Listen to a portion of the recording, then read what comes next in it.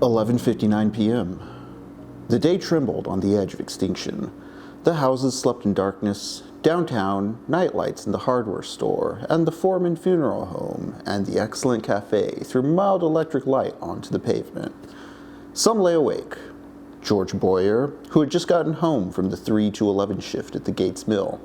Win Purrington, sitting and playing solitaire and unable to sleep for thinking of his doc, whose passing had affected him so much more deeply than that of his own wife. But most slept the sleep of the just and the hardworking. In Harmony Hill Cemetery, a dark figure stood meditatively inside the gate, waiting for the turn of time. When he spoke, the voice was soft and cultured. "O my Father, favor me now. Lord of flies, favor me now. Now I bring you spoiled meat and reeking flesh.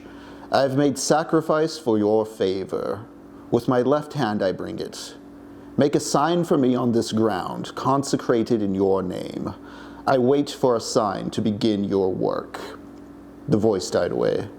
A wind had sprung up, gentle, bringing with it the sigh and whisper of leafy branches and grasses and a whiff of carrion from the dump up the road. There was no sound but that brought on the breeze. The figure stood silent and thoughtful for a time. Then it stooped and stood with the figure of a child in his arms. "I bring you this." It became unspeakable.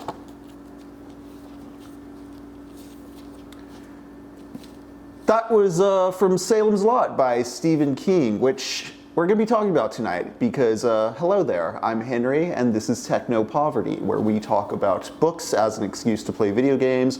We play video games as an excuse to talk about books. We chill here with you, the chat, synthesize some ideas, see what just hanging out makes us think about, all while going through some fun books, some fun video games, and just having a fun experiential time. Tonight we're going to be playing Castlevania Bloodlines. Typically I have a co-host here, our friend Lux or our friend Jacob will be hanging with me on the couch, talking with y'all the chat. What's up, Crudler Nugs? But I'm flying solo tonight. This happened last week as well. We played Castlevania Rondo of Blood while talking about Carmilla, the vampire.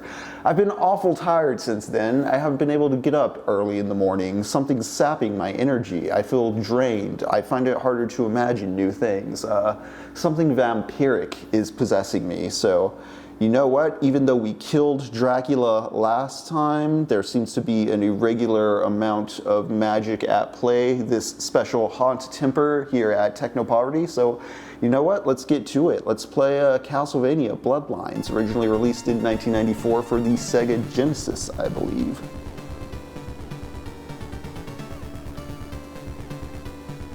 And yeah, D. Hamels Mammal, good job on In the Penal Colony. I actually have my fun little Kafka collection right here for those who want to read along with us. We're doing a few weird fiction short stories with Lux on the Tuesday streams. We're looking at Franz Kafka's In the Penal Colony, The Aelph by Jorge Luis Borges. I'm going to turn the Castlevania down a bit. I forget the exact title of the Lord Dunsany story we're looking for, but also we're reading a Japanese short called The Hell Scream. That author's name isn't in my mind at the moment, but we can talk about this a bit later during the break time. Let's talk about Stephen King. No, Crudler, this is not the fake Rondo of Blood. The fake Rondo of Blood you're thinking of is Dracula X for the Super Nintendo. This came out for the Sega Genesis in 1994, I believe. I'll let this cutscene play. You can see, in 1917, a countess sought to revive the long-dead spirit of the vampire. Her name was Elizabeth Bartley. That's the way of getting around the copyright on Bathory, I believe. But for all intents and purposes, this lady is basically Elizabeth Bathory.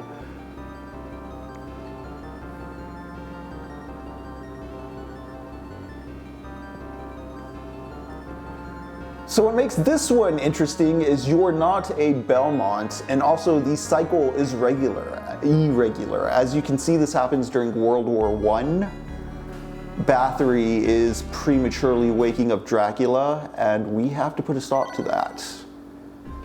As you recall, Rondo of Blood, we were Richter Belmont. That one happens, I think, like 50 years before this one. I want to say Rondo of Blood's happening somewhere in the mid-1800s because I remember in Nocturne they tied the French Revolution and the Haitian Revolution into it. Alright, so we can be John Morris, who is related to, I believe Quincy Morris is the character in Dracula. One of Lucy's suitors in Dracula is a cowboy, an American with the last name Morris. It may just straight up be John, I don't remember. It may be Quincy. But we're gonna be Eric Lecard, who fights with a spear. And if that name sounds similar to Alucard, I believe people in the community speculate, yes, that is Alucard, maybe, possibly. This ties into Carmilla, which we were talking about last Castlevania run. Carmilla goes by two other names, Mercala and Marcilla. All three names use the same letters that make up Carmilla. And this is because in the lore of that novel, vampires, while they can rearrange the letters in their name, they can't change their Christian name as far as what people can call them once they die.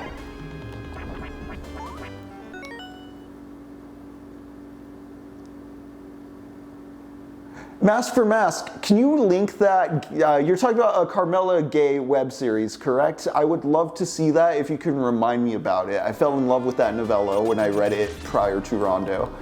So as you can see, I don't have a whip, I have a spear. It's directional, which is cool. I have like a super jump. Let's go.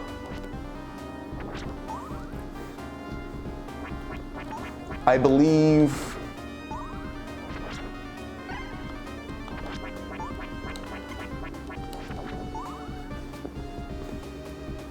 for some reason I thought there was a timer in this one. I may be thinking of Super Castlevania 4 though. Crudler had asked earlier in the chat if this was the fake Rondo, which I had said no to. I do think while Rondo is a perfection of kind of like the classic NES Castlevania's kind of core tenets of whipping and jumping and just this very sturdy, barbaric trod your character carries with him, Simon Belmont. I think Richter is that kind of heavy, tanky whip guy. Just a perfect 2D combat guy in that sense. This one, I like that we're not a whip guy, or you don't have to be a whip guy. Yes, John Morris is the whip guy, but he also can do like a diagonal whip. I don't think he has a super jump. Either way, this one gets a bit looser with what a Castlevania should look or feel like as far as play goes, and I like that. I also like that instead of it just being in a small town or Dracula's castle, you go all across Europe, and damn. Looks like I'm not once seeing this.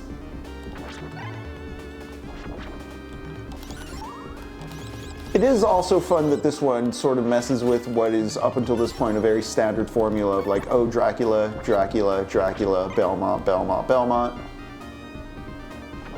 This is a fun mix of like real world, World War I, European aesthetic, atmospheric fun stuff with the Universal Monster movie stuff. I really like it. I really like the monsters historical metaphor, even though it's not deep, but it's considered.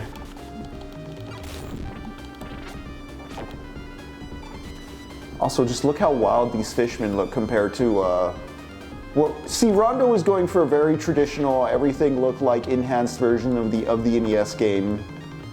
This is getting cartoonish. This is daring to do something a little different. It was a Genesis game. It was a spin-off. It wasn't on the Nintendo mainline numbered series like Castlevania 4 was.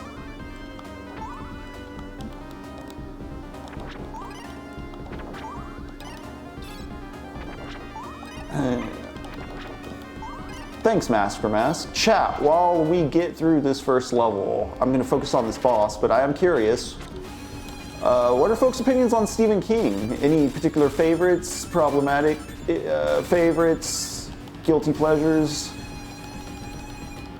Does he annoy you? I find it fascinating that he, loved Harry Potter as much as he did.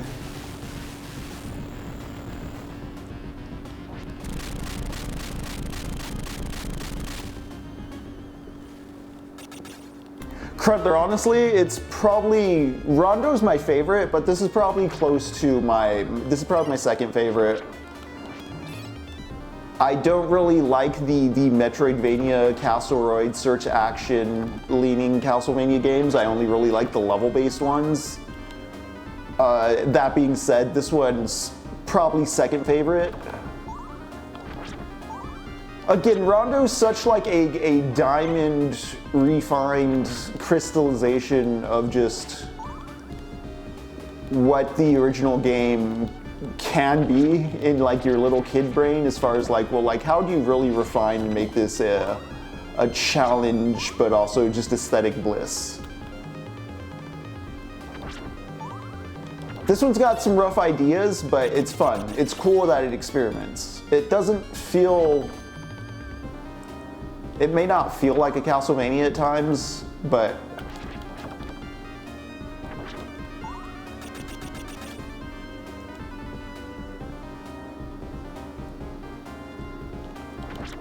and chat, I will read your Stephen King opinions. It's just Jacob is not here.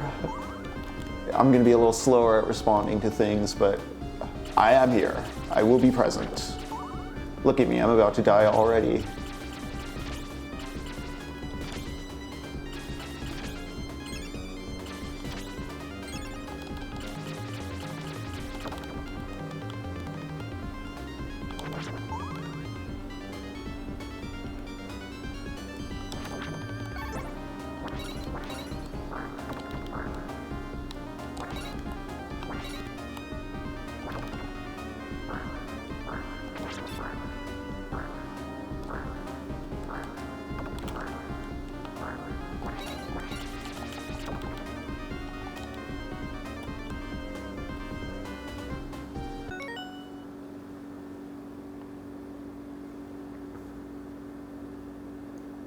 The Shining is your okay.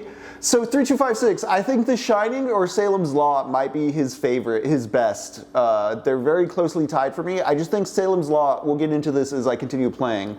I just think that Salem's Lot is his best ending, definitively. I don't think Stephen King's had any other book that ends as perfect as Salem's Lot does, and that's huge points for me. I do think Salem's Lot's weakest aspect is Susan Norton as a character is kind of undercooked and a bit of a disposable girlfriend. She's nothing compared to Wendy in The Shining, which is kind of the strength of The Shining.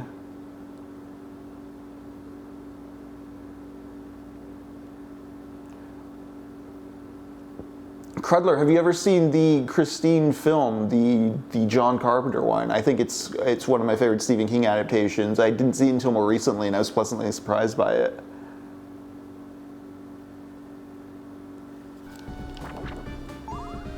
All right, let's continue. Let's continue through this first.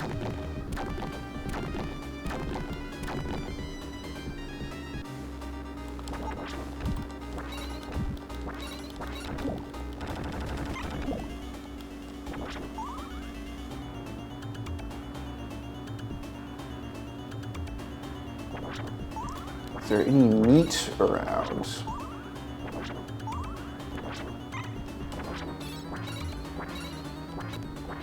I would really appreciate some food because I'm one hit away from death, but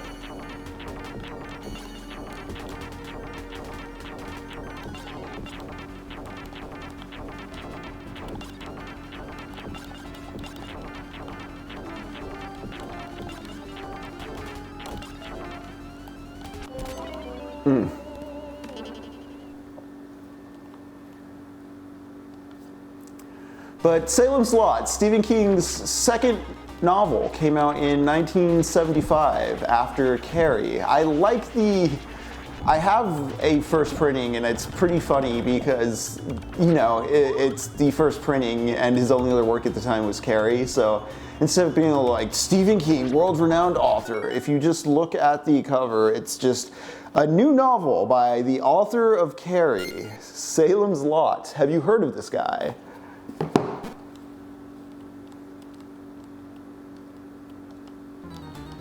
But it's his Dracula. It's a very straightforward vampire story in terms of it being about a vampire in the horror sense, where the vampire's a monster, not a Byronic hero or an anti-hero.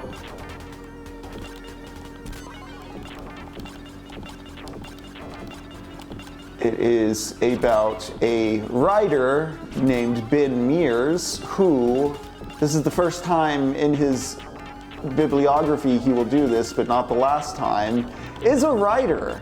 The main character is a writer in Salem's Lot. One thing you'll notice as we talk through a lot of this plot is what makes Salem's Lot good is it features a lot of Stephen King's kind of core thematic strengths, but with some restraint that his later works would maybe get too overboard in indulging and making his novels, 200 to 300 pages longer than they need to be. I'm thinking in particular about the ossification of imagination that happens as children grow up in 1970s America. This is an idea throughout many of his novels. The worst example of it being how in It, this gets literalized as an orgy. I'll say less about that, but if you're aware of what happens in It, you'll know what I'm talking about. You don't need to go that far or make the metaphor that literal, and Salem's Lot doesn't. It's light to the touch with in all the right spots as far as didacticism goes. Right, a ghost bro. He's on way less, he doesn't have the cocaine power trip going on him. Which is, speaking of Christine, I think that movie is John Carpenter, because John Carpenter, I keep falling in this water because I'm getting too rambly about the Stephen King. What up, Philly man? Glad to see you here. Also, yeah, Philly man, it does have some fun Genesis music. Also, Crudler, if you notice so far, actually I think this level is really the first time you see it. This game was really big on using the Genesis's graphic capabilities, which is why you have this reflective water in this level. But there's all kinds of cool little stylistic choices like that throughout this one. That again, it's not as finely tweaked as Rondo, but it's pretty. It's pretty and it's fun.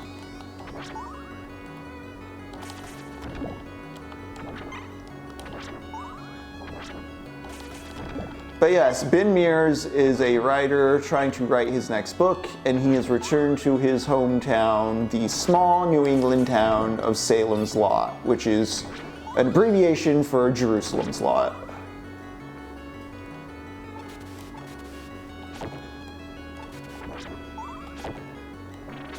And when he returns to town, he strikes up a relationship with a aspiring to be college-educated woman, Susan Norton, who's kind of stuck living with her parents.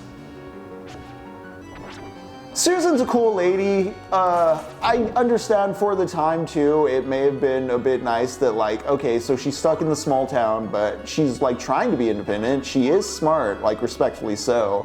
It's not like she's so much... Yeah, I'll leave it at that with Susan.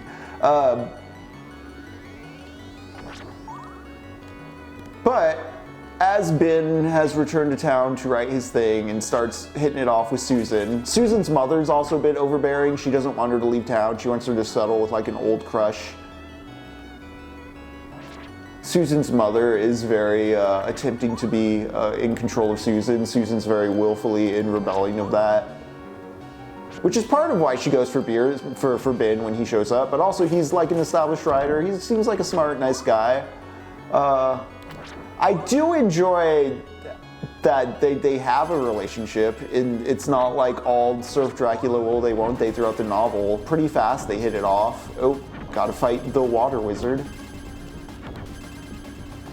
But what I'm talking about with Susan's mother, it's a good point to bring up because what really works with the vampire metaphor in this novel is the resentments.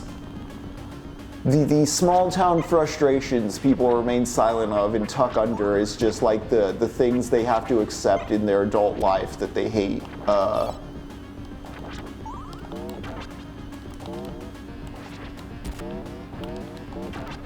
I said the ossification of imagination is kind of a big theme of this book.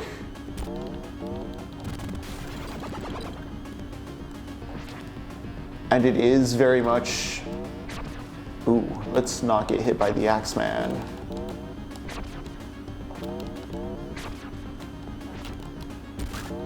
It is full of characters who fall victim to the vampire because they're just like, oh, it's silly, don't believe that.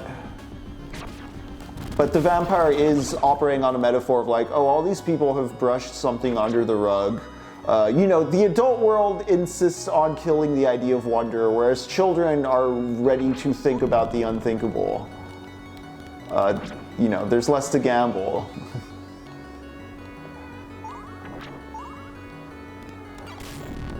A child will ask why something's weird in a way, an adult might just say, well, that's the law, gotta do it.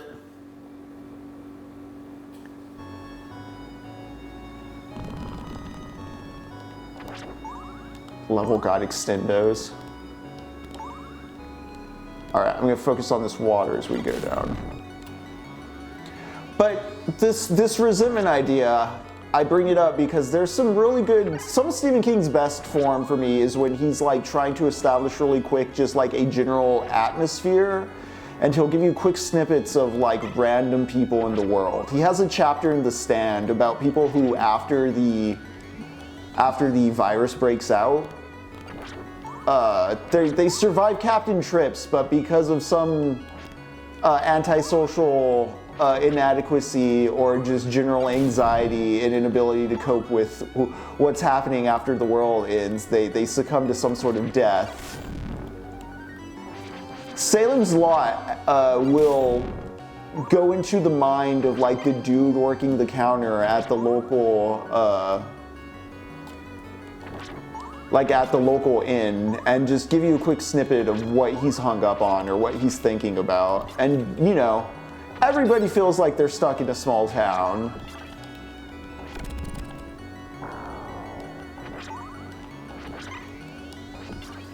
It's a great culmination of just like social frustrations, the way Stephen King establishes his town. He also gives you a pretty sturdy like compass direction rundown of like the structure of this place in a way I don't think he does pretty much anywhere else in his works. Like he gives you the small town square, gives you a rough idea of where everything is. There is a mansion called the Marston House on a hill that sees everything in town.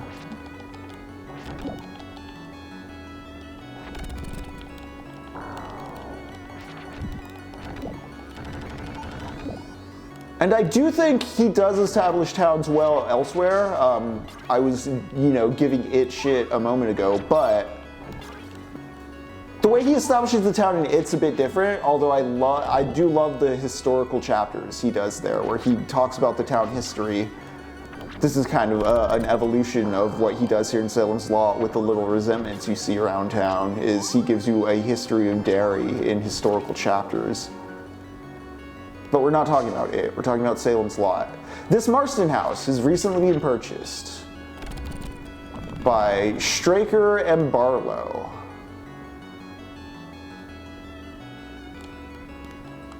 Sorry, I wanted to focus on that jump.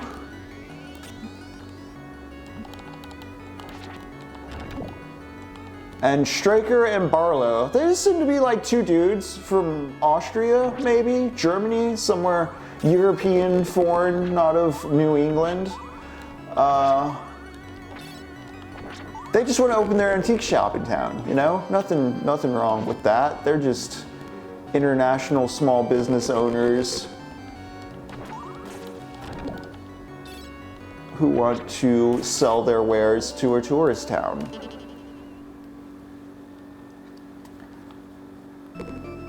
Except there's something very peculiar about this deal. And something also very Michael Crichton-like going on. This is something a lot of, I don't know, popular boomer fiction would do back in the day, where there'd be kind of a mimetic tech or legal kick or fetish to explain or get you in on the loop. Here, basically, because the vampire has to be invited in, it can't just buy the land and get into the town. Because of that, there's a special deal that I believe his name is Larry Crockett, the local realtor, sells these boys the Marston house in a very special deal. It's something called a peppercorn deal, I believe is kind of the slang term for it in legal speak. Hit up the old Wikipedia while I fight this boss if you want to check out what a peppercorn deal is.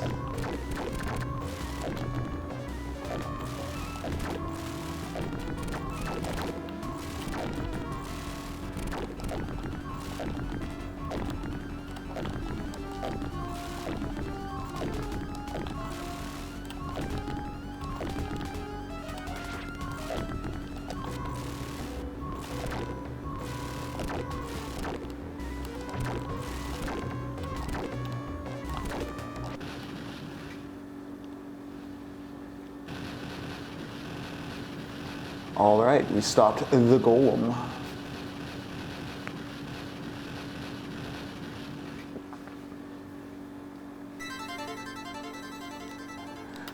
Basically, Larry Crockett sells the Marston house to Straker and Barlow for $1 because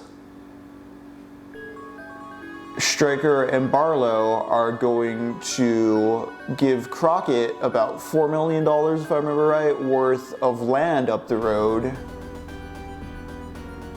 once this new mall, this new mega mall shopping center gets built. This is a very offhand detail. This only really comes up at the beginning of the book. Like Ben and Susan and everyone else in town, no one really gets in on this subplot here. This is just Larry Crockett dealing with Straker.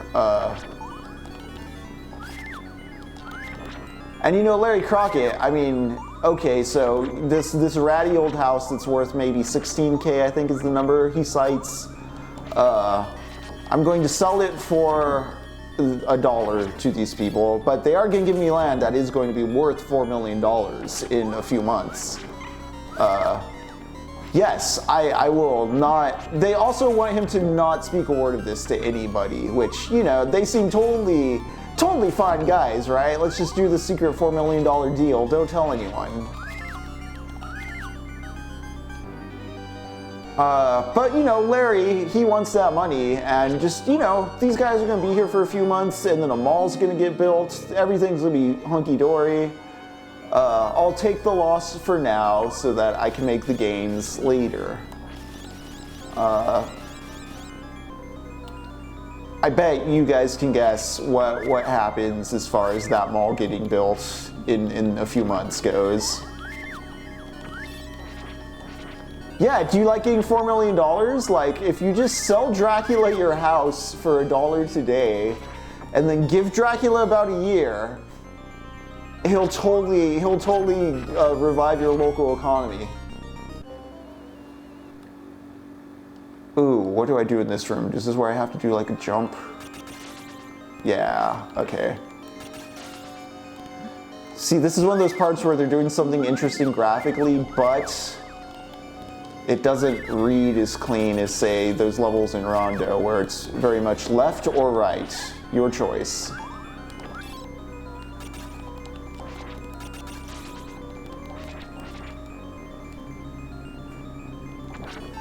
Yeah, you end up in a different part. Also, again, this is taking place during World War I. I think it's pretty neat how you go across different parts of Europe and like we're in like a weapons factory, we're in Greece.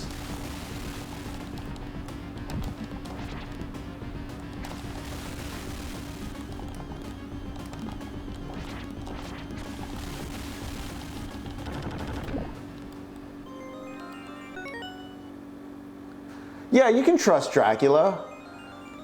And so this is where I bring up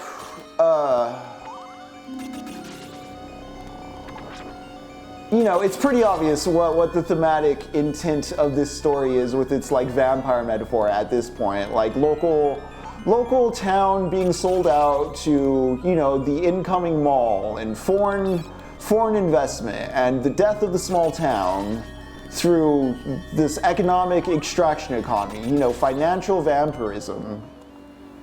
Dang, I just messed up this on rails segment.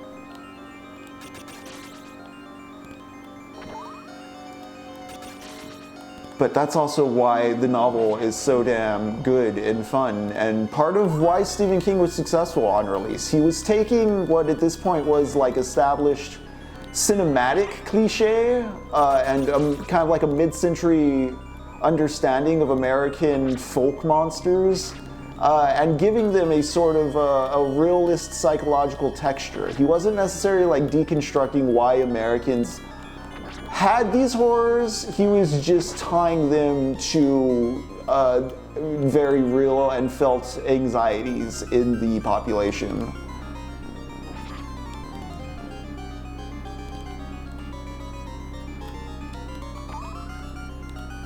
And I do think, for what it's worth, Salem's Lot and The Shining are some extremely good works of that. You know, Salem's Lot being the vampire story, and The Shining being the ghost story, you know?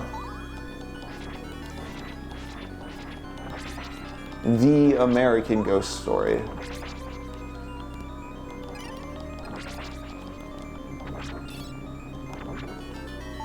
Also of interesting note is at one point within Salem's Lot, as Ben is doing some action, he describes himself as feeling like a sort of interdimensional or beyond time gunslinger turning a great wheel, which for any Stephen King heads who've read The Dark Tower know that straight up just Roland of Dash Jane-esque and sort of an early evocation of the Dark Tower multiverse stuff Stephen King would fill his books with.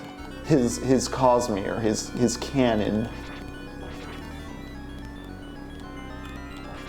You're climbing the Dark Tower of Pizza right now. Pizza. Forgive me and my dirty American tongue.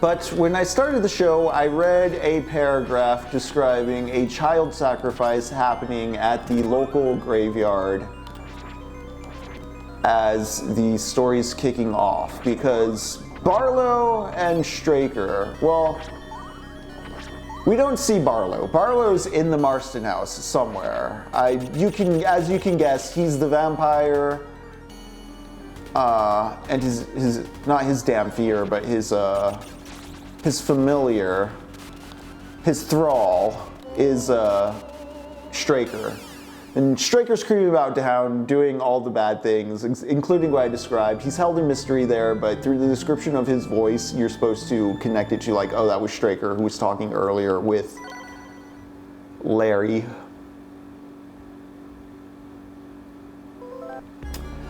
Dang, okay.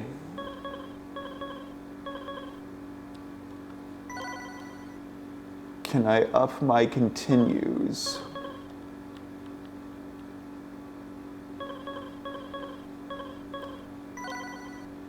I didn't realize it was going to be a hard game over like that. Crew, we're going to start again.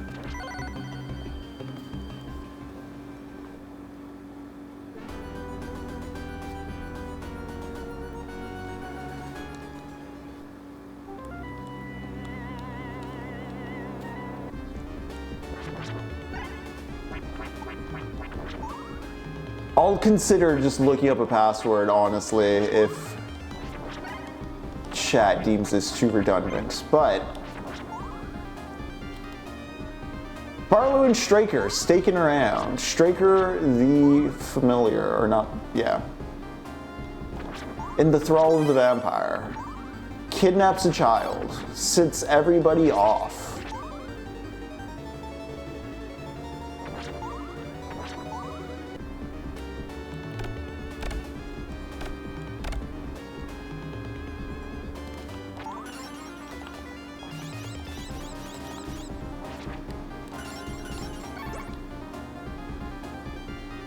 I just have to pay better attention to the one-hit deaths. Those tend to be what get me in a mania.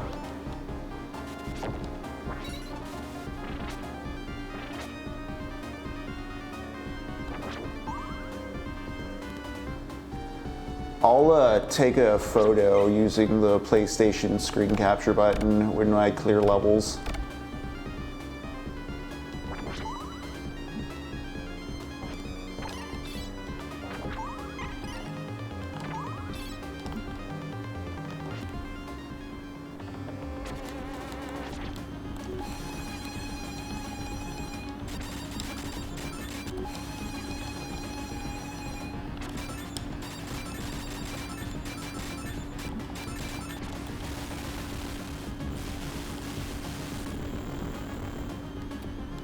But yeah, we start in Dracula's castle here. Again, to speak of the map design and the World War I theme, in this one you start in Dracula's castle, and then after clearing Dracula's castle, you start moving across Europe. Any fans of the Castlevania Netflix series out there, I think Castlevania Nocturne did something really smart in kind of combining the vibes of this and the vibes of Rondo of Blood. Like, Rondo of Blood has Richter and kind of that imagery, but also it has the, again, the French Revolution stuff, the Haitian Revolution stuff, the world history, European politics stuff, I think is much more of this game's sensibility. There's my first death.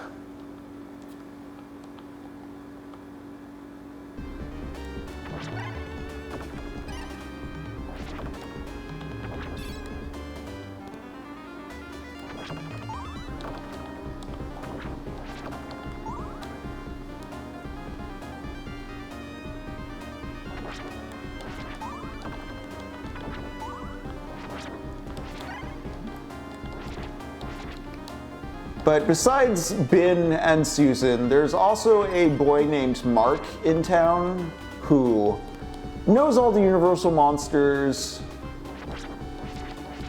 is kind of familiar with the cliches, and is kind of one of the first kids to like catch on like, hey, there's a vampire in town, because he's willing to believe it.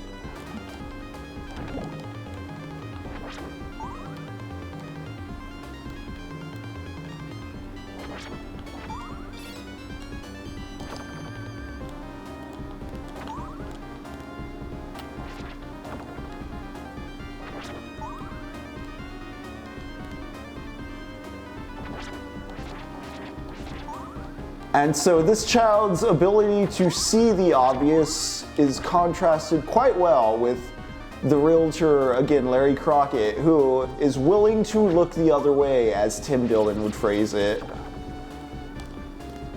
I think it'd be very hard for us to imagine someone in this day and age who would look the other way for insane amounts of cash, right? There's nothing like that in the news right now.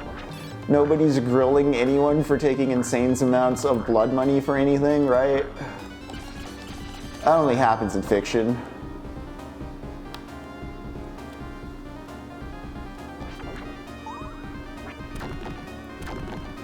If I do it right, there's a free life right here. Yeah.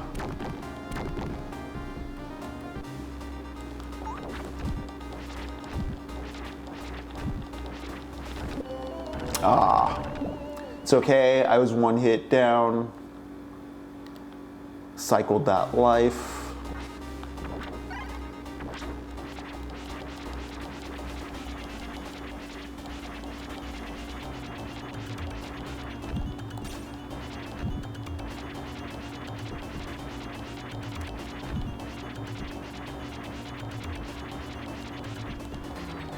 It's got that nice chunky Dreamcast bass.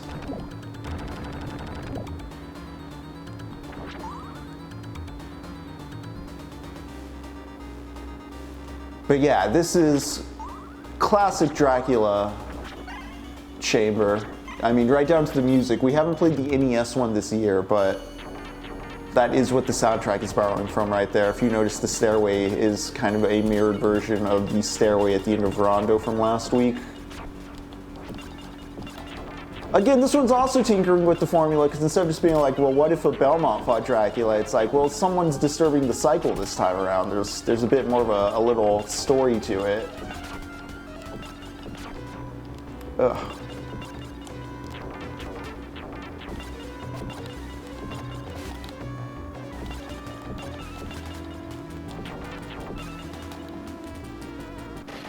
Got him.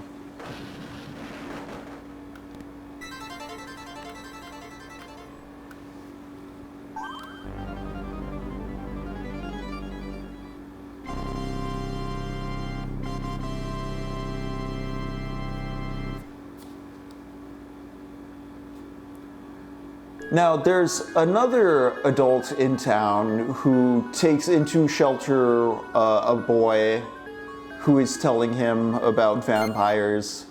Take that screenshot. You know what, I should just do the save, just in case.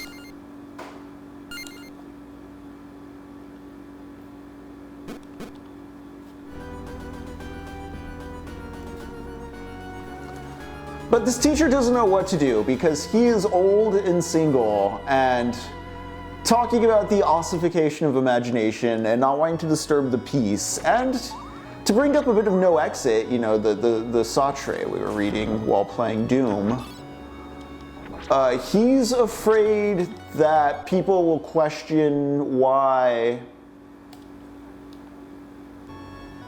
he has a boy at his house.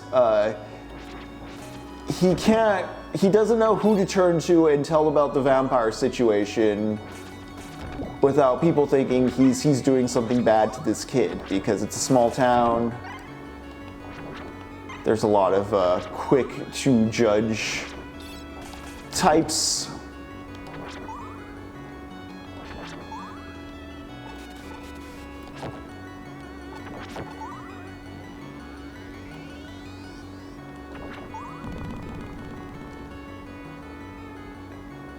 And again, this is one of the reasons why, despite Salem's Lot being a pretty straightforward, it's just a vampire story, it's more about the tangential tensions of townspeople dealing with the vampire, because in confronting the vampiric, they have to test the bounds of the adults around them as far as like what they're willing to believe and what they're willing to turn the other cheek for. So there's questions like who to trust.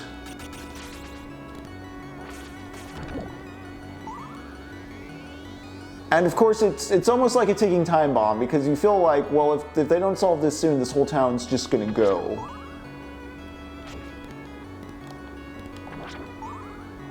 It creates a great sense of tension. Also, this book moves. It is very quick to read, despite being like 300 something pages.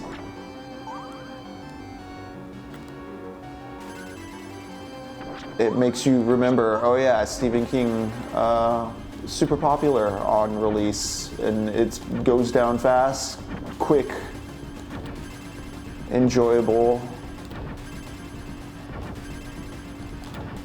In On Writing, he describes his own work as the fast food of literature. He just writes Big Macs. I think Salem's Lot's a fine example of that. Everything feels so pointed towards purpose.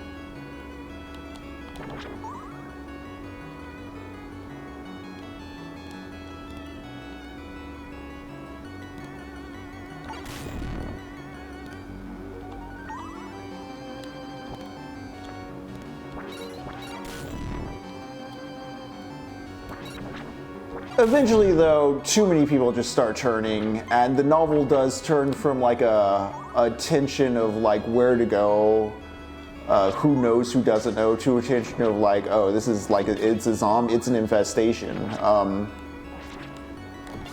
In some ways, because Stephen King has talked about loving this book a lot, this one being his favorite, and it also being about the death of small towns.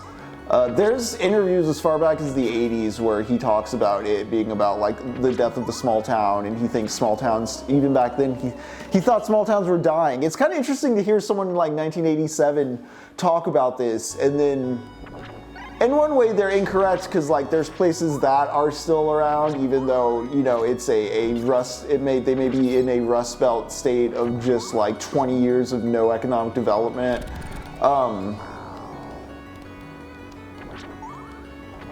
You know, in a literal sense, yeah, Steven, they're still here. But I mean, in another sense, they have been all gutted out and replaced with like Walmart strip malls, Strodes for miles and miles, a lot of local businesses just gone and replaced by Home Depots, etc.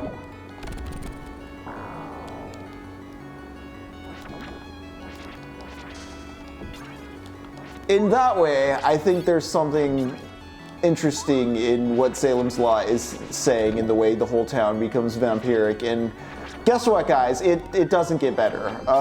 That's not too much of a spoiler because the book opens with Ben and Mark having fled the town to Mexico. In classic horror fashion, it opens in the middle of things.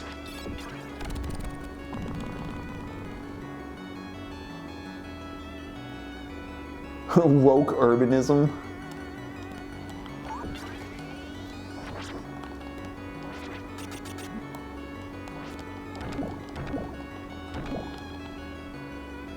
Alright, I'm getting too carried away with my woke urbanism. I need to not die.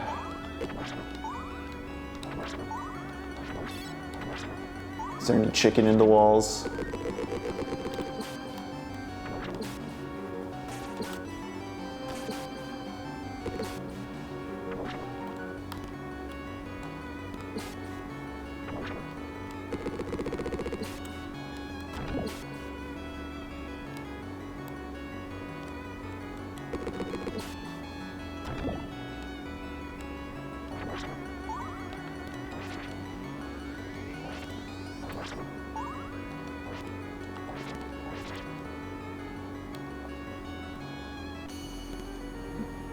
Oh, damn it. Why did I do that, guys?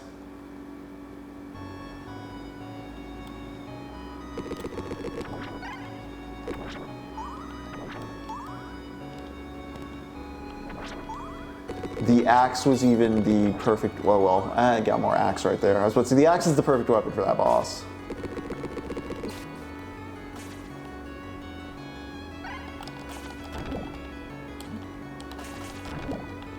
Okay, phew.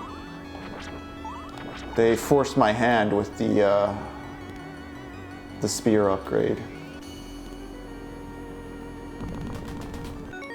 I'm gonna pause for a moment just to address the chat before getting into it with this boss. Why have small towns when you can have fulfillment centers? Yeah, perfect, 3256.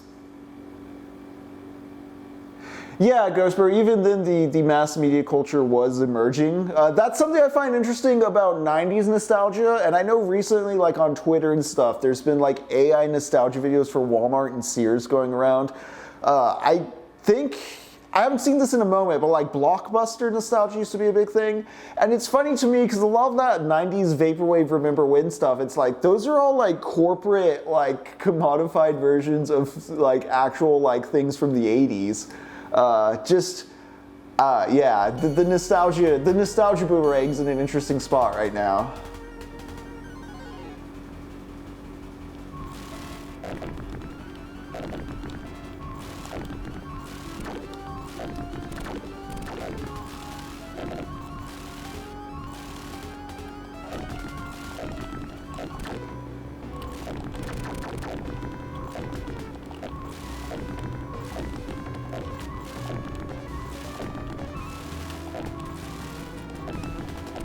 And so once Salem's Lot turns into kind of a zombie infestation chase movie, I don't have much more to say in anything particular that happens in the plot besides Susan's demise. Again, Susan Norton, weakest part of this book. I see what he's going for, and I'm sure at the time it probably didn't read as heavily women in fridges as it. I mean, it was still a women in fridges moment. Never mind giving any kind of benefit of the doubt. I'm just, because she's torn between like believing and not believing in the vampire, she can only half-heartedly take seriously like taking a stake and cross with her up to the house to help Mark for a thing. And she gets it. She gets vampired. It's a little depressing, honestly. As the beginning of the book tells you with its opening chapter, Mark and Ben are really the only people that make it out of Salem's Lot. What happens is the surviving few people. I haven't brought up Father Callahan at all. I should do that, and if I bring him up right now, I'm going to die during the Leaning Tower of Pizza. I'll bring up Father Callahan in a moment because he does have a lot of interesting shit going on and comes back in other King works, and I think is an interesting self-report in some ways on King himself. But as the opening of the book implies, Ben and Mark are the only two who really make it out of the town after Ben and Mark storm the Marston house where Barlow lives and drive a stake through his heart. It really is that simple, folks. I do like how it is that simple. Like once you don't have the ossified imagination telling you what is and isn't possible, you can just vote for Zoran Mamdani, you know?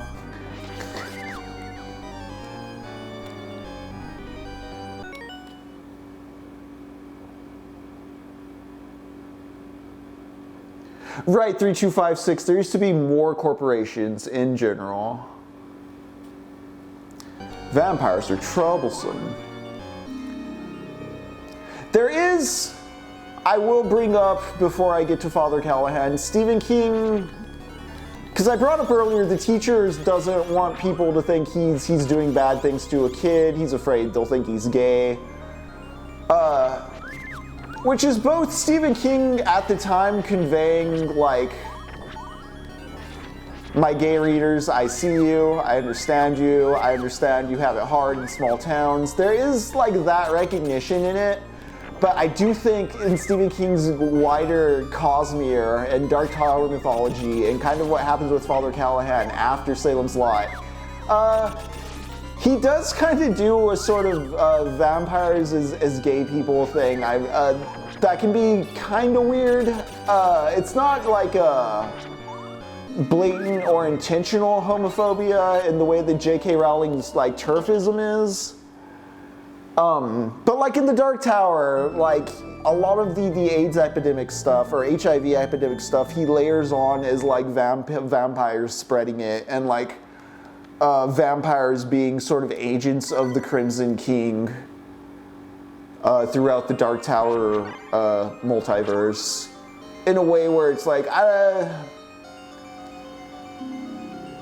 I may be over deterministic in this, but I don't know. I read Callahan sometimes as a bit anxious over his sexuality and a bit closeted or expressing some interesting, maybe homosexual tensions. Because the thing is, Father Callahan is the local priest in town, and he is an alcoholic.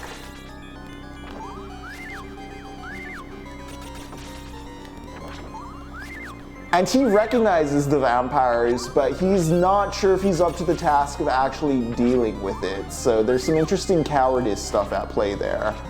Also, I don't know, as a contrast to Mark, who is a kid who watches gothic horror movies and silly stuff and is able to use that to actually cope with what's going on in town, Father Callahan's obsession with like the gothic and the satanic and the evil only makes him more anxious and impotent in the face of an actual vampire. There's a whole great testing of faith sequence in the middle of the book in which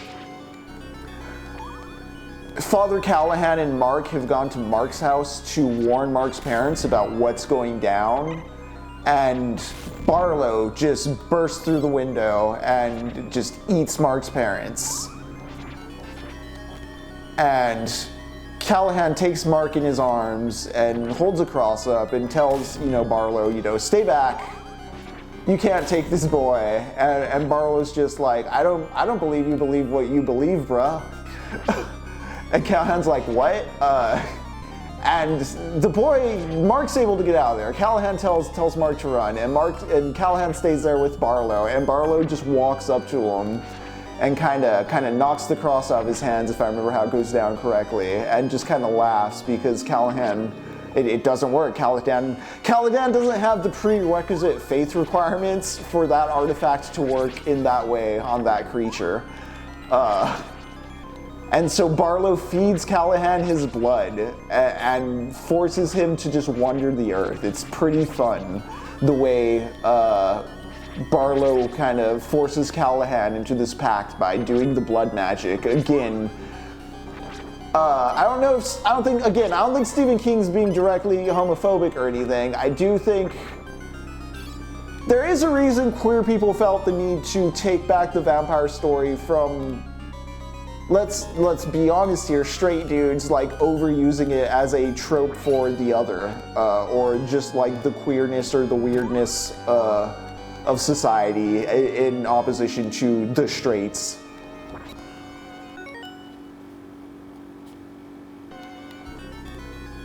Honestly, too, Ghost Bro, I feel like a lot of my judgment of that is shaded by later Stephen King books like the Dark Tower works that Father Callahan shows up in.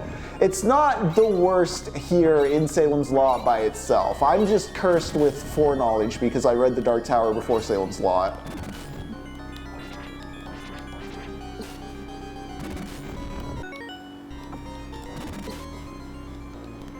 Because, yeah, Father Callahan's forced to wander. He tries to go back to his church after Barlow turns him, and he can't go in. Like, he gets like an electric shock through his body when he tries to enter the church. So he takes a bus out of town and just exits the narrative.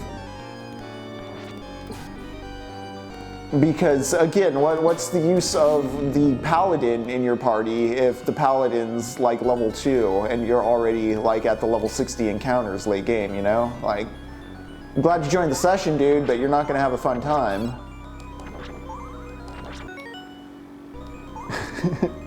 And then Callahan wanders off and goes on a whole nother set of adventures that catch up with Roland and Susanna and all them Dark Tower folks.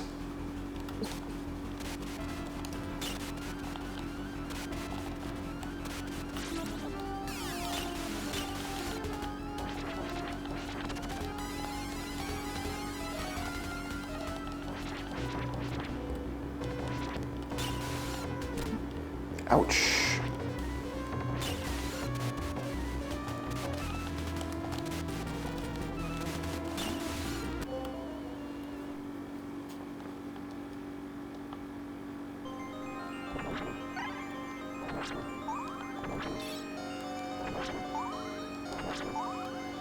But, so Salem's Lot, the town, just destroyed, gone, but that's not the end of the novel. As I said, Ben and Mark make it out.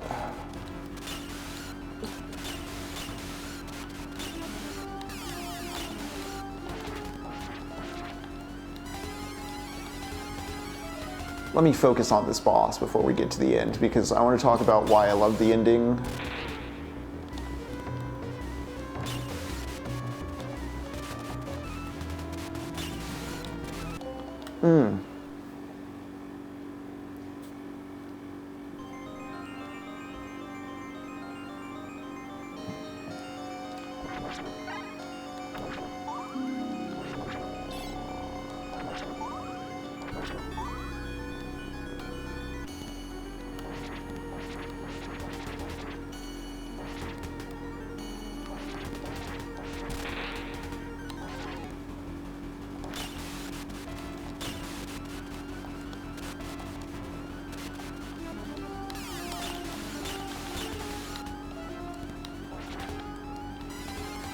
I just need to dodge the... what I do is I get so obsessed with getting multiple hits snuck in that I stop trying to meaningfully dodge like the tail projectiles, even though the tail projectiles should in theory be very easy to dodge. You just hop.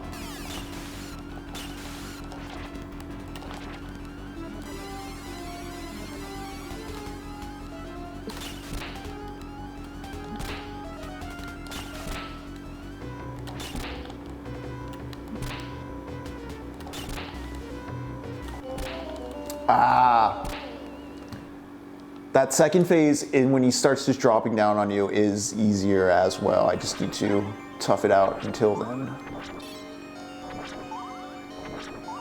How many goes until game over, I wonder? Will I need to save scum?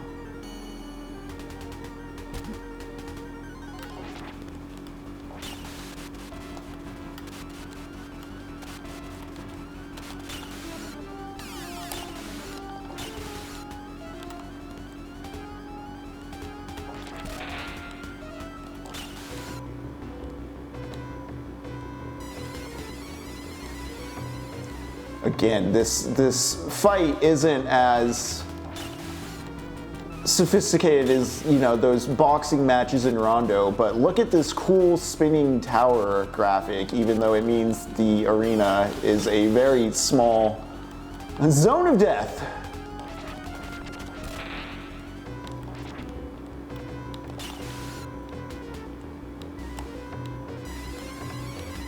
All right, it's gonna want to drop on me.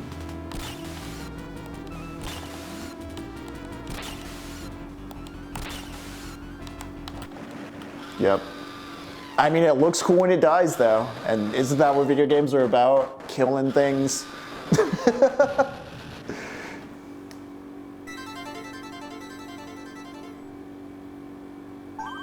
Hi, Jin. I hope you're enjoying...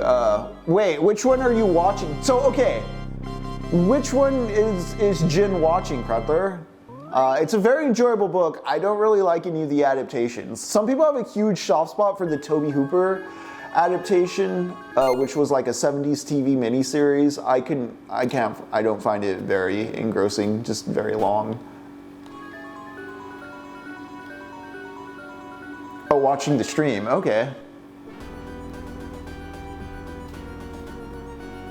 Jin, you picked a great book. All right, we're going to the munitions factory in Germany.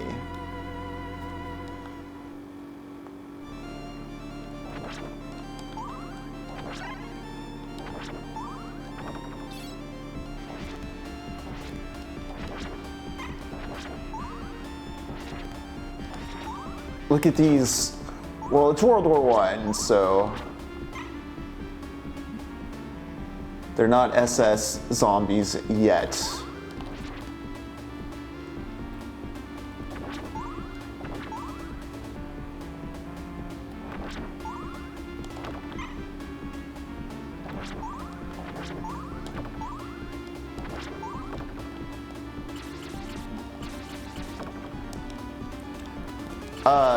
I do want to say, if Jin has not finished Salem's Lot, I am going to talk about the ending in a moment, if that is a spoiler you'd like to avoid.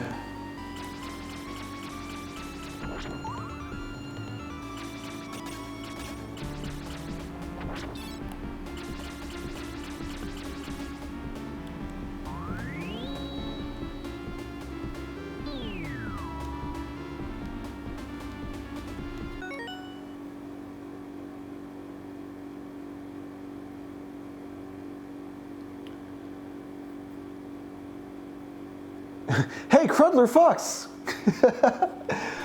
Crudler, I always had faith in your ability to have a caring relationship with another human individual, so that is why I'm not surprised.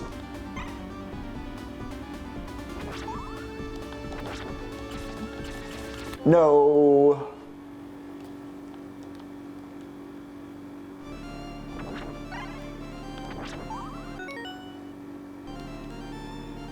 The chin kills.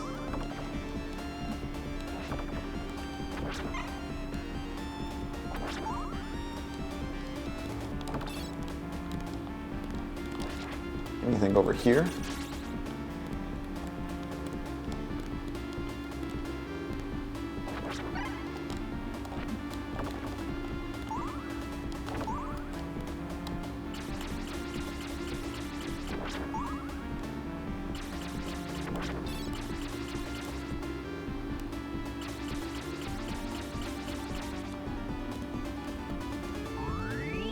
Alright, let's not fall into the pit of death this time.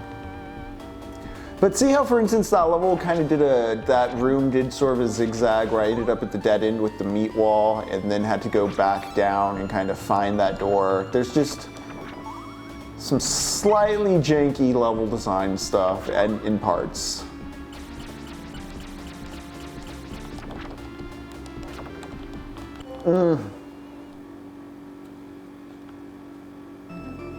So I just have a straight game over? Alright, let's use my password then. Oh, actually I have continues. Alright, let's keep going.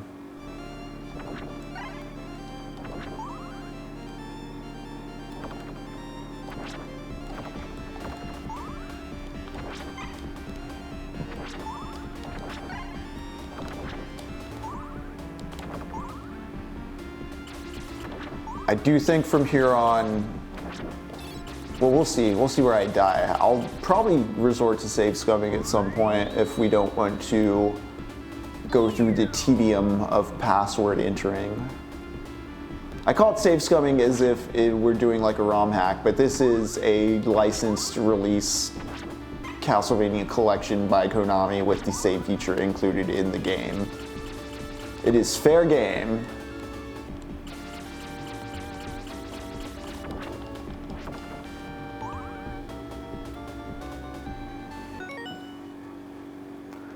Yeah, I knew that 3256 about if the chin can kill being Campbell's.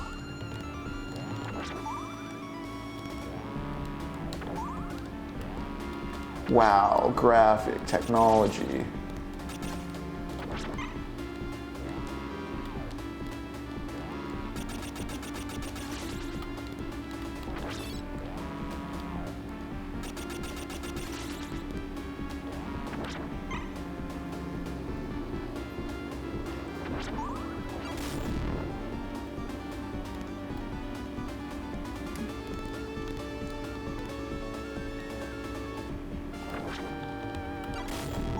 Everybody's favorite gears and Medusa heads.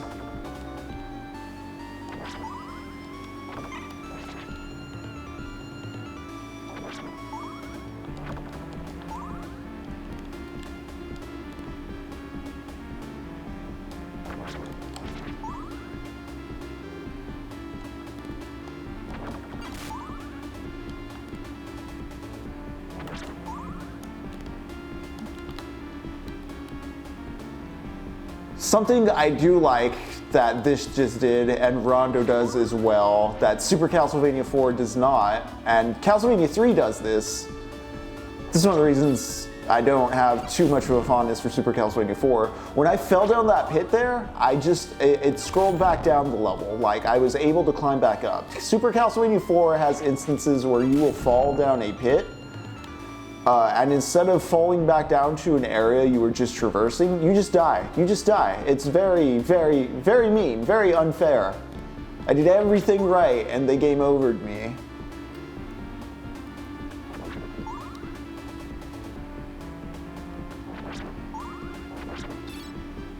But it is interesting how this game, Castlevania 4 and Rondo, I don't know, they're like three kind of different directions of the formula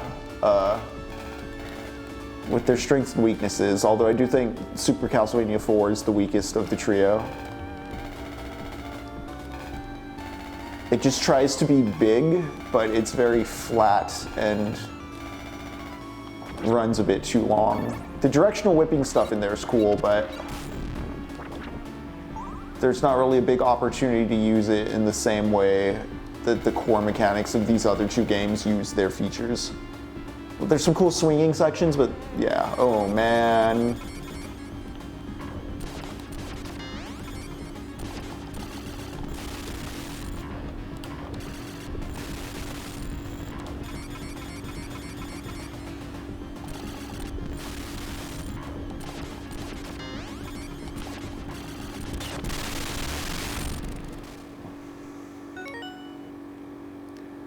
This is just like that part of Galaxy Quest.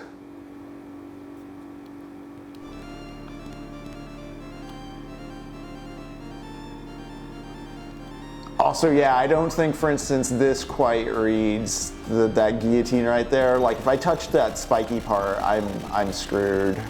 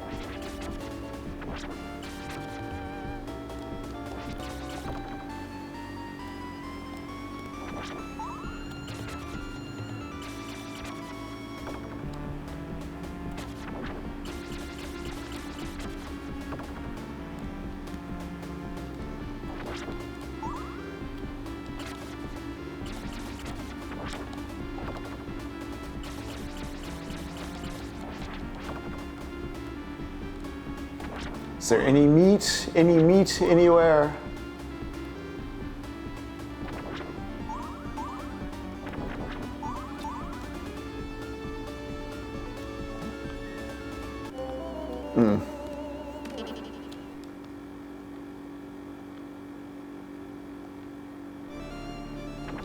Cool.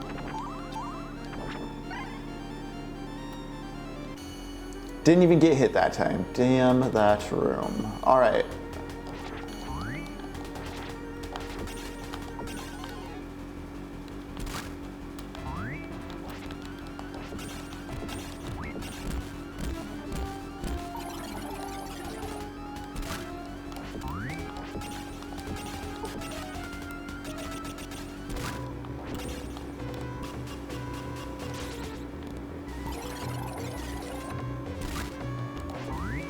Yeah, that jump mechanic is fun to use in combat like that.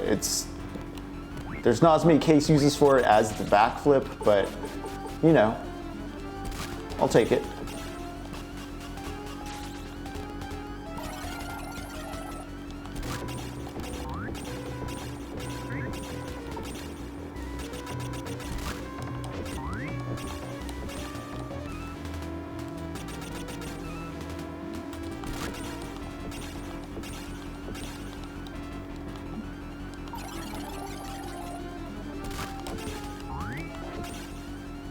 There we go. We defeated the Gear Golem. A lot of rock monsters in this one. Although I do appreciate that they're trying to not go for the standard cliched Castlevania enemies. They're going more international with it, even if we did just fight a Frankenstein. No, 3256, I like Castlevania 64 as well. I always meant to play Curse of Darkness, which is the second one they did that reused a lot of the same assets. All right, let's screenshot. Let's save.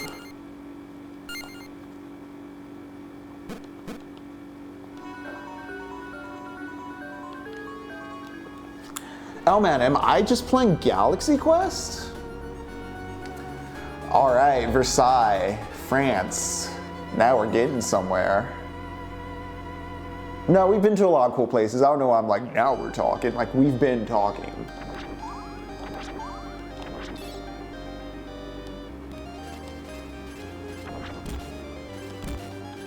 Yeah, look at these plants. Oh, okay, so that powder makes you go in reverse.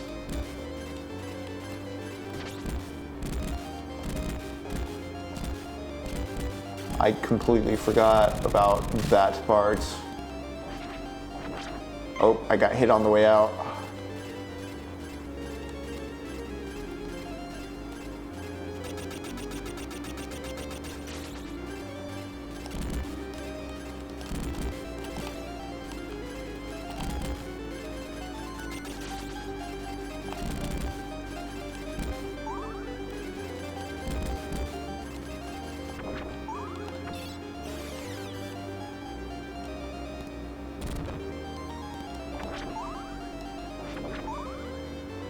Yeah.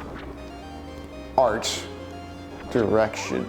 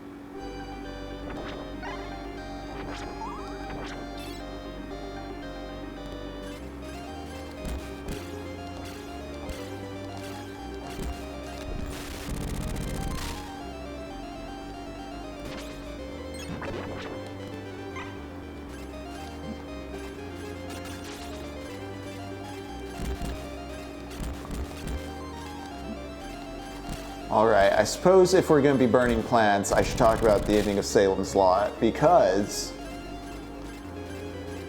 plot twist, the opening where Mark and Ben got away is not the end. That's right, the beginning is a fake-out ending and is not the beginning or the ending. So Barlow's been slain. Ben and Mark, you know, they killed Barlow, but everybody else in town is still a vampire. The whole town succumbed to it. Like at night, like during the day, Salem's Lot's a ghost town. It's very much, you know, a small town that has been sucked dry. I feel like I should reload to start this level just because I've been wasting lives.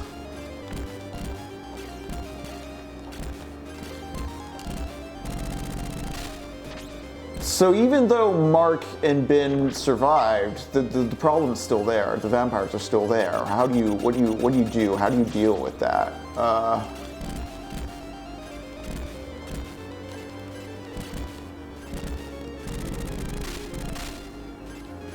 You know, how do you deal with your small town, your hometown being sucked dry by Walmart bucks? Like, what do you prescribe for that, Stephen? How does America heal after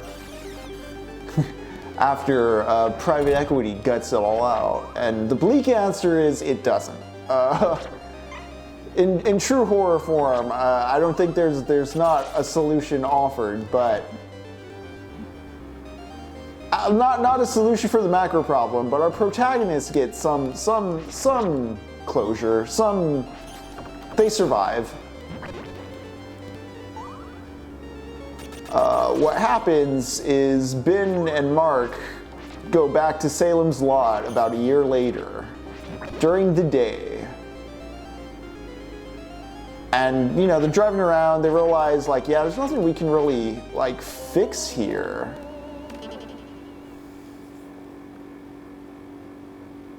The anarchist that shot Franz Ferdinand was really a vampire. Interesting, Ghost Bro, interesting. Real life history facts being discussed here. Actually, gang, I'm gonna load.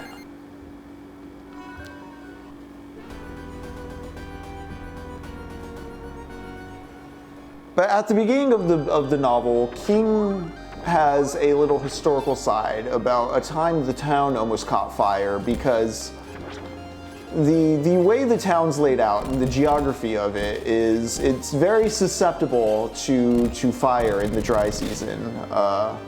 Fire spreads fast. There's a lot of untended land. As you can guess, the vampires have not been tending the land or taking care of any of the local brush.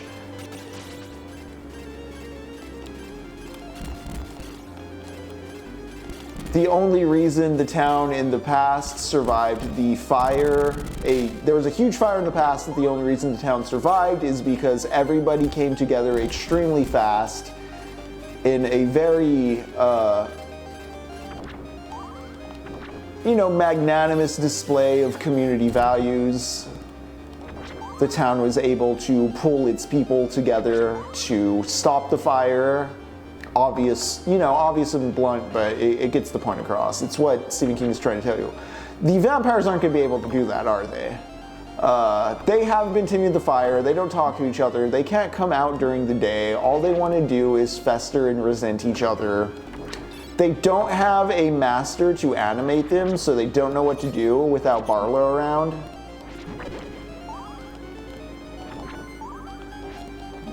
And so Mark... I keep messing up on these plants. I should really be using my sub-items more, shouldn't I? So Mark and Ben are sort of just out at the edge of town in front of this dry brush lot. I said Mark and Ben, right? For some reason I thought I did not include Ben in that, but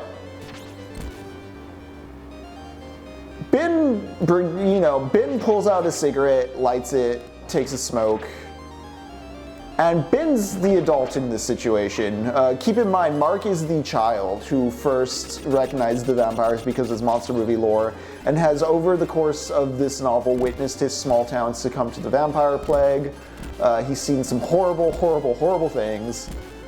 He has now been traumatized into American adulthood. And so Ben allows him to take a drag on his cigarette. It's the kid's first cigarette. It's his ascent into adulthood. He's witnessed his small town devoured by monsters, loved ones murdered. He has survived, only to be haunted by the horrors of the memories of this event.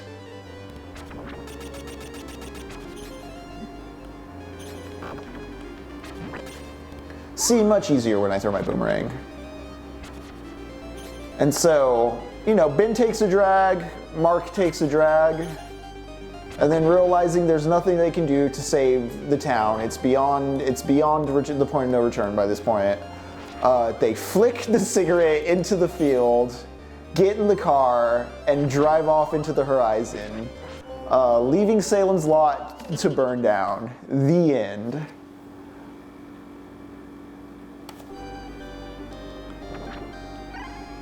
And while that says a lot about our inability to imagine reversing the cycle on any of the destruction we see in, say, the Rust Belt,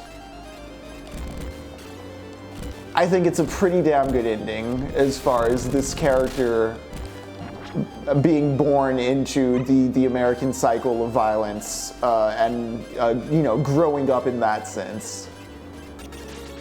And it's one of the only times I can think of where Stephen King ends a story and it doesn't feel like he just ran out of gas. There's like a metaphorical synthesis that hits its climax there in those last sentences.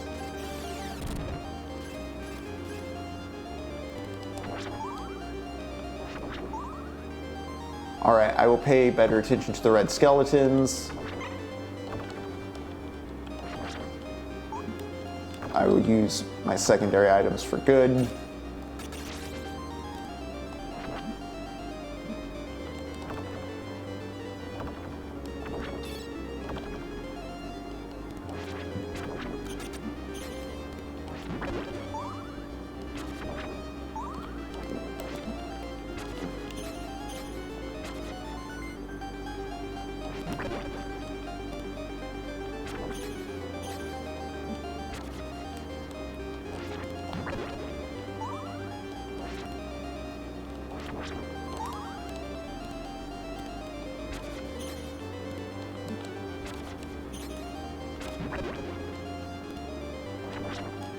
Wow, wow.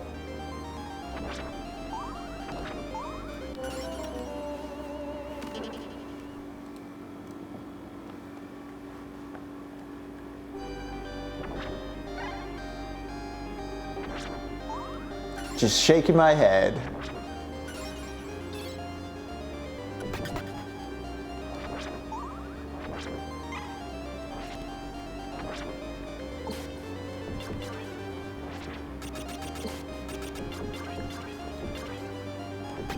So you'll notice the Axe Knights here definitely don't play with the player in the same way the Axe Knights in Rondo have that very clear rhythm to them.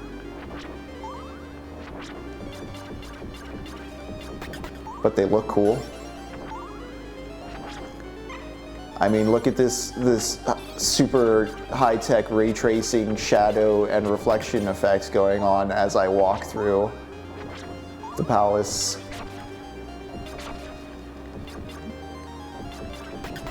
Ooh, this sucks.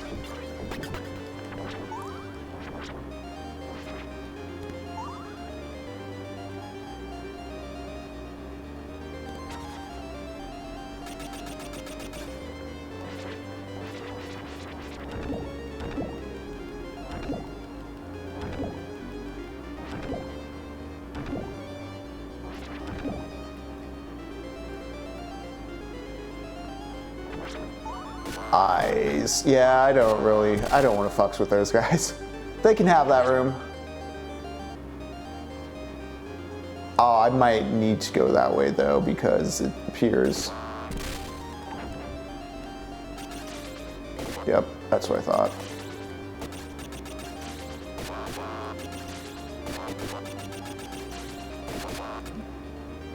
Oof.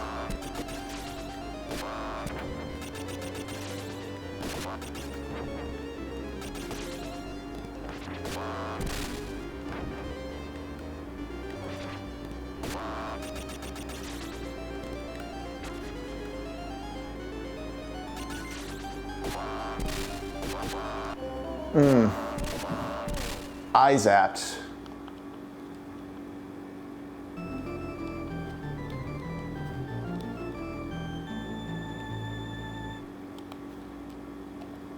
Uh-huh.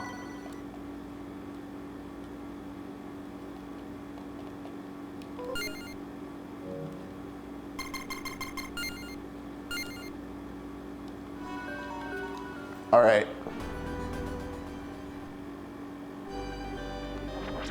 Let's see if I can do this more gracefully.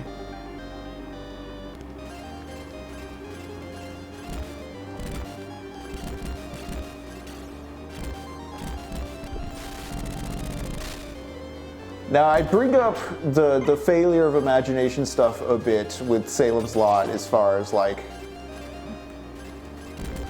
they just burn down the town. They just like, there's nothing to do. All you can do is torch down small town America. It seems to be the answer. And I know the novel is a horror story. It is not a prescriptive piece of nonfiction on how to fix our ailing Rust Belt. But it does speak to the sort of limits of a boomer liberalism that I think Stephen King is very good at giving voice to, even nowadays on social media. I mean, there's a reason I think Elon Musk wanted his approval so badly.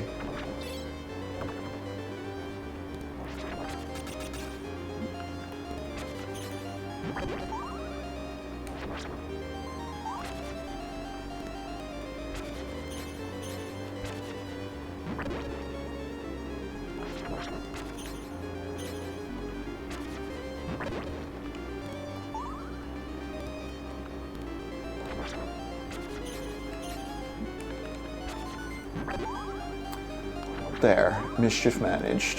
Oh no, I quoted Harry Potter. How dare I? There we go, that's my penance. Well, we cleared the screen that kept killing me in one go this time, and I even did a cringe Harry Potter talk, so... You do see with how light and fast Salem's Lot reads, though, what like Stephen King likes, or you kind of get why he likes J.K. Rowling, or at least J.K. Rowling's prose. Her books are very much also this very snappy, easy to follow thing as far as the way they lay out their world, their description. Turns out, though, you know, in America, yeah, you'll get some liberalism with some weird essentialist, maybe racist, maybe homophobic features. The UK, you just get turfism. Turfism with magical features.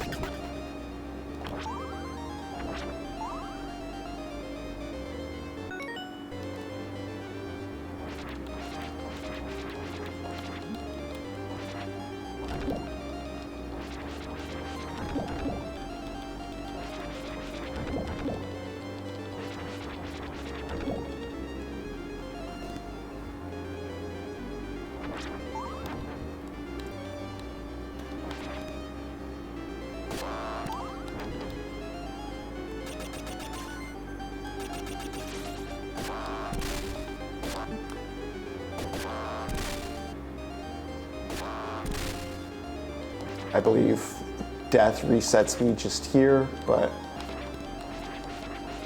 I would love to just fight the things.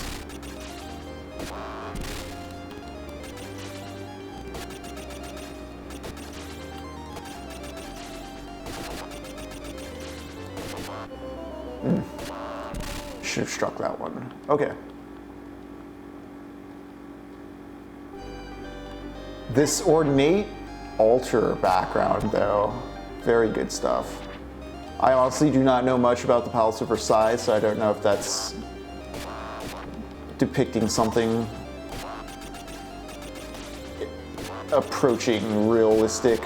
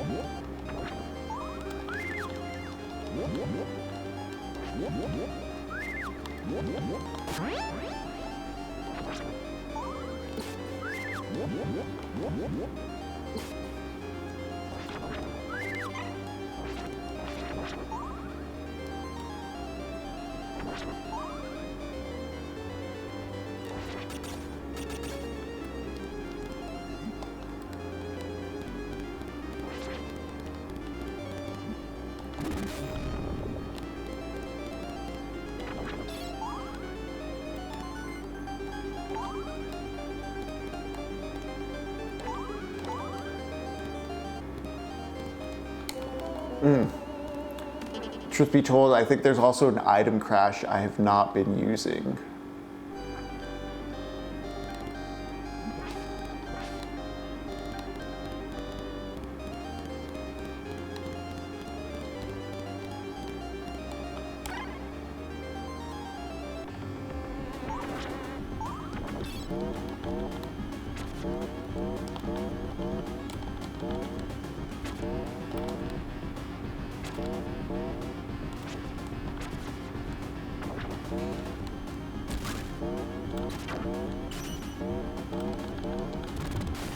Cool, got him.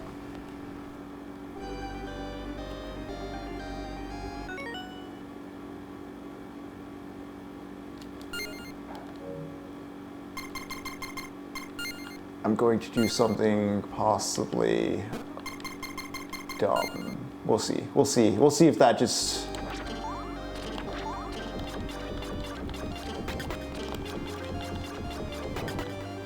We'll see if I regret that.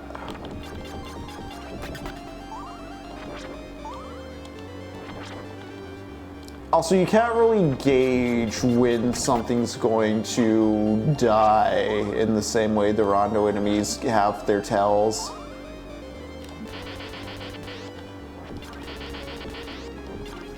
That's pretty cool that the dude has like a makeshift machine gun arm.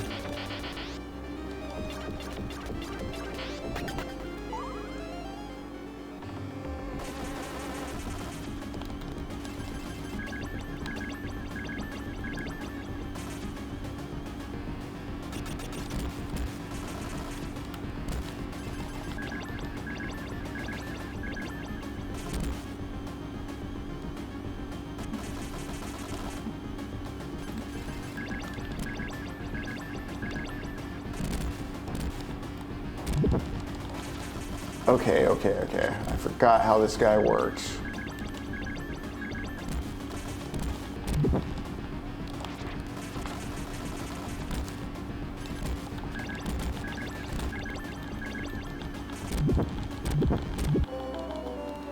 Okay.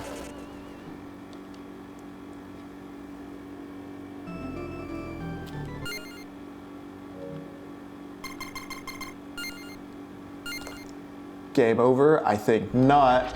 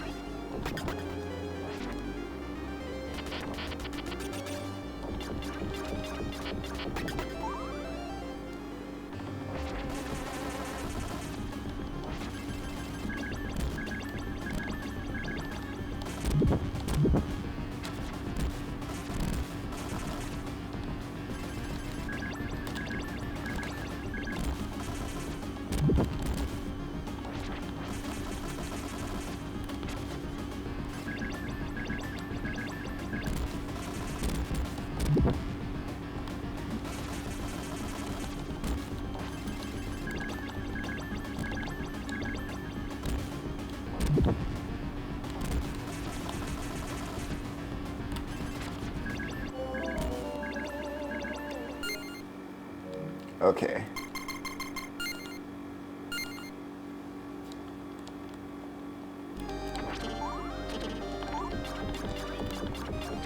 Maybe the guy on the scooter won't hit me this time.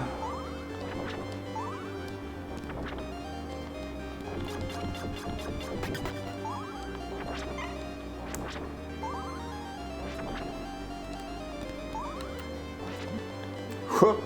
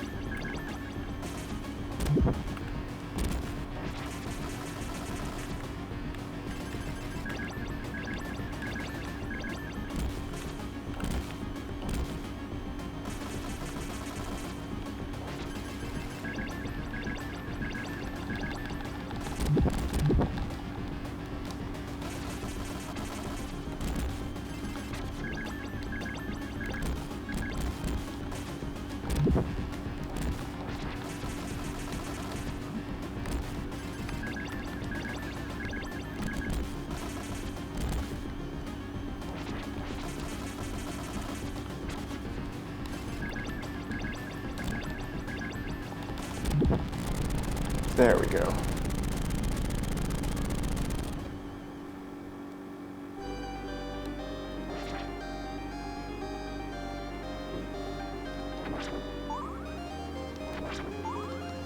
Any meat? Any one-ups?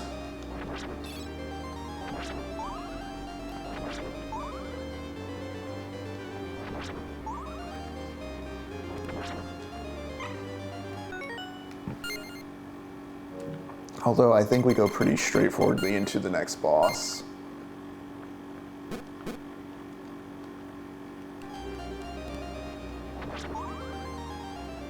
Yeah, right here.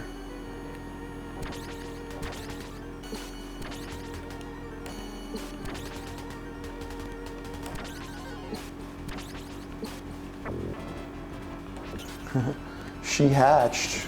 Mothra. Mothra hatched.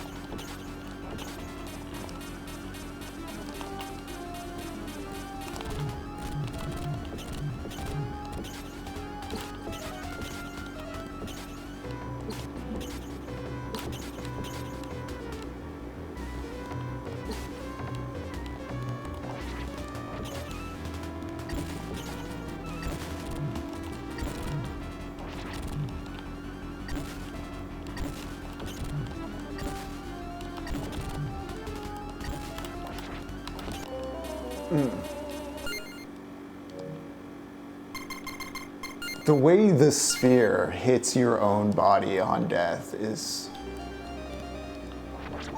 luckily animated in a cartoonish manner. Could be very gruesome if the game were meaner. Would be a fun mechanic in an Elric game. Just seeing the sword turn on you at your moment of weakness or failure as a player.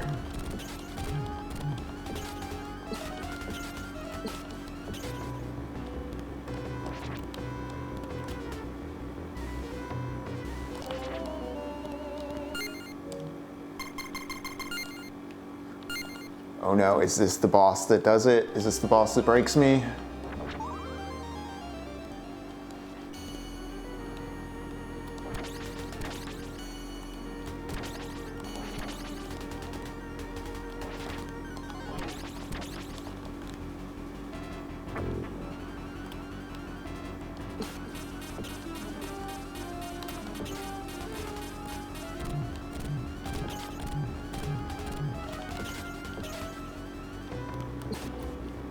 Yep, there is an item crash I've been messing with, or missing out on.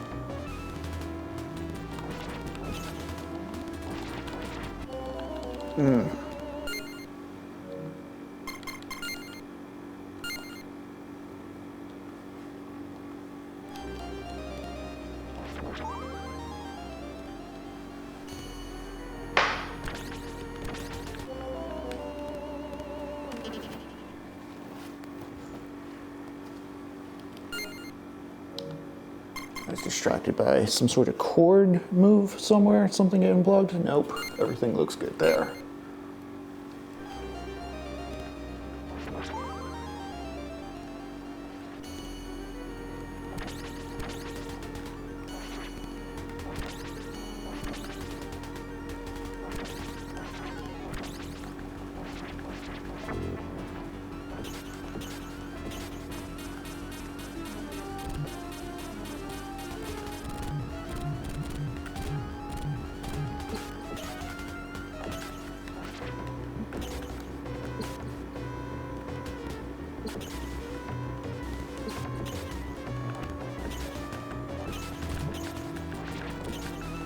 Here we go.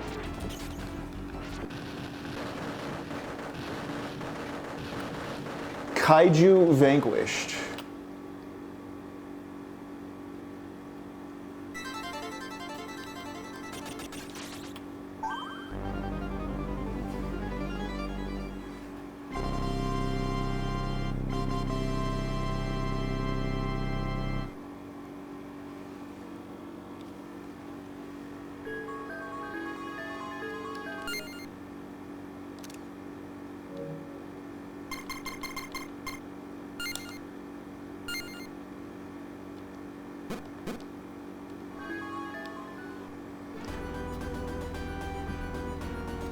All right, the Castle Prosperina, England. I believe England's the final level.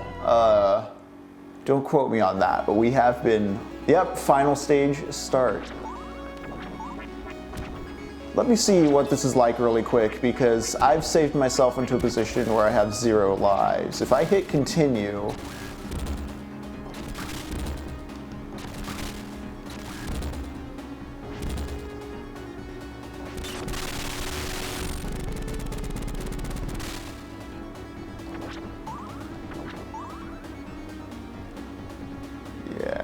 so if you notice, yep, the level is splitting into 3 little ways.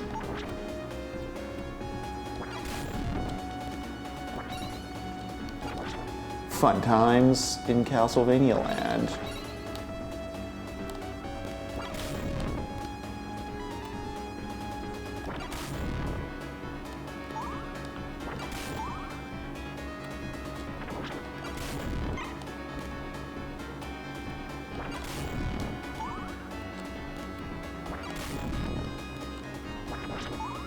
There we go. That's right, we're upside down, folks.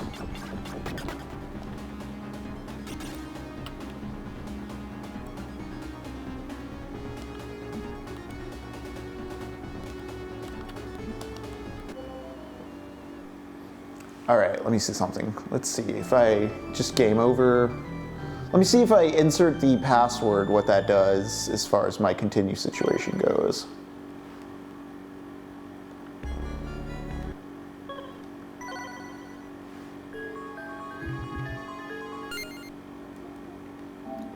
Oh boy, we gotta look at Axe, Eagle, Crystal.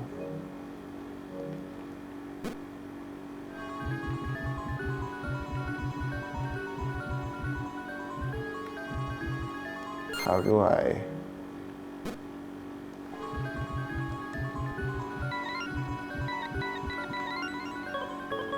Okay.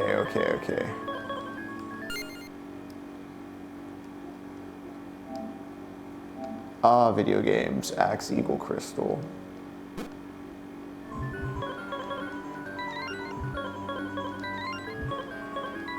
And then I believe it's Eagle, Eagle, Eagle.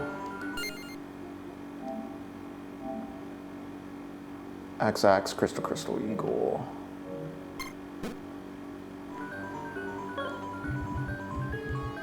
Axe, Axe, Crystal, Crystal, Eagle. There we go.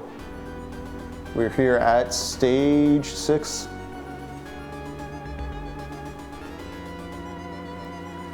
"3256 is parked in traffic right now behind a Lexus with a license plate that unironically says Synergy, LOL. Ah, I do start with 0 lives. All right, good to know.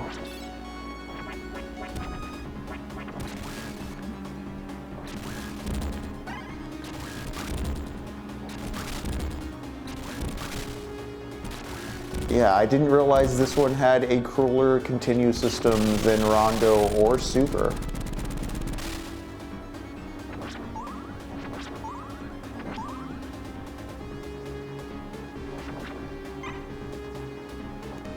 What does this mean for my run? Should I get a password with more lives on it? Should I replay the whole game just better so that I arrive here with more lives now that I know all the little tricks and I've been refreshed on how all the bosses work? Or should I just save scum really hard?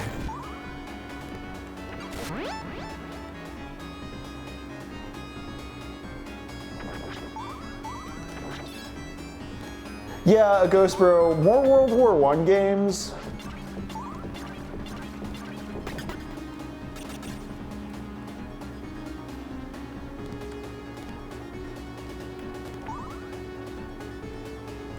Is what I would like to see.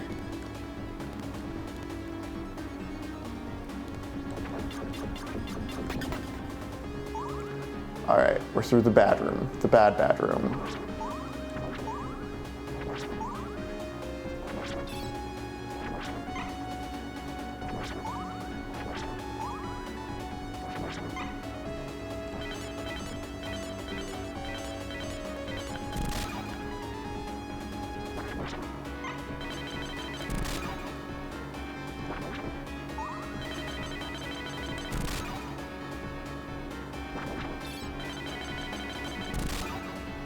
Someone drop some health for my character.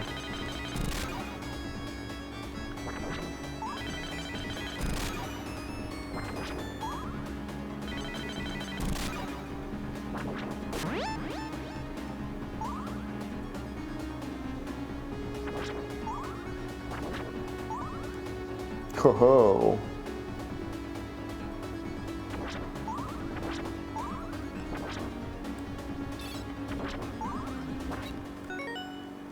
All right, I think this starts our final boss gauntlet. I'm going to save. Let's see how this goes. Yep, there's our Grim Reaper. He's gonna hit me with crystals and I gotta refight bosses if I remember right. Yeah, cards. All right, Cog boss, let's go.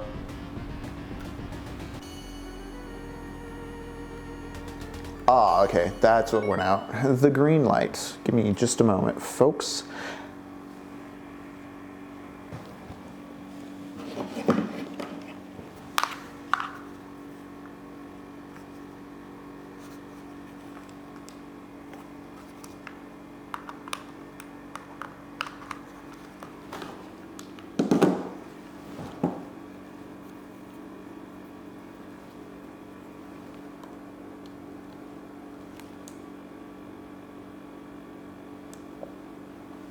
There we go. Cog boss, right, let's go.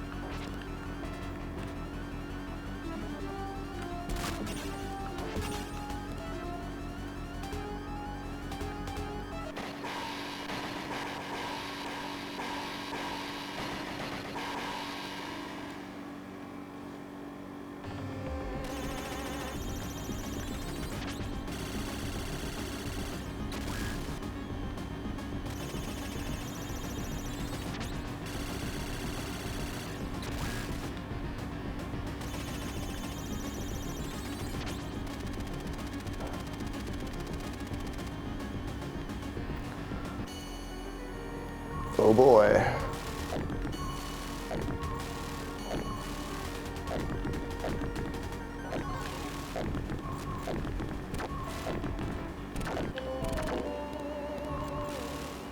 Game over.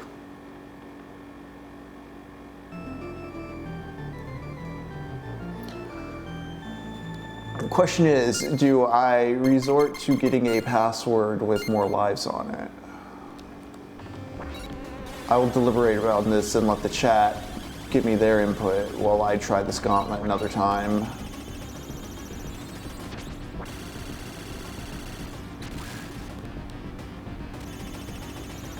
3256 says Game Shark it. That's a little intense. I don't need infinite lives. I just need maybe one more continue, honestly.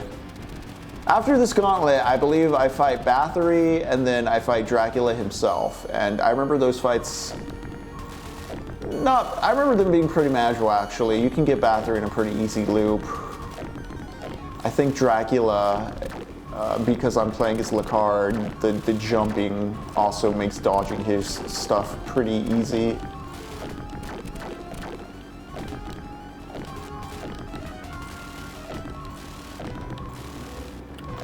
For what it's worth, I am tearing through this faster than Rondo as well. I don't know. I don't really feel like I need to prove any gamer cred by 1 credit clearing this one.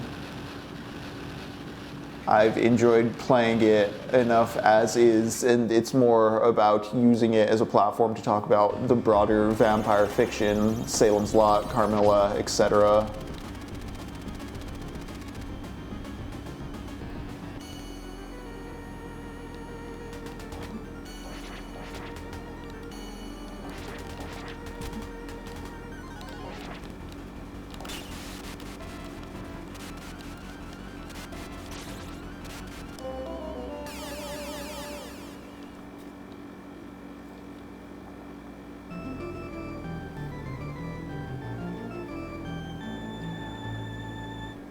All right, well then, it is 9:40. We're gonna go take a quick break, and when I return, I just might have more lives in tow. If you want to find out if I succumb to the temptation, you're gonna have to stick around through break.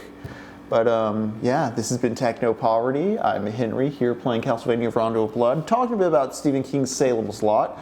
For those of you with access to our Discord, we're going to be watching Kiyoshi Kurosawa's Cure this weekend, Sunday, 7 p.m. CST. We watched Altered States last weekend. We do movies related to what we're playing every Sunday. Unless, I give you a heads up that we're not doing it. But yeah, we're gonna take a quick break. I'll be back in about 9 minutes. Y'all stretch your skeletons, get some hydration in you, smoke them if you got them. We'll see you soon. Hello, and welcome back to Techno Poverty. I'm Henry, here on the last level of Castlevania Bloodlines, talking about Salem's Lot, talking about vampires, talking about Stephen King. Fighting Draculas across Europe is part of our Hauntember programming here on Techno Poverty.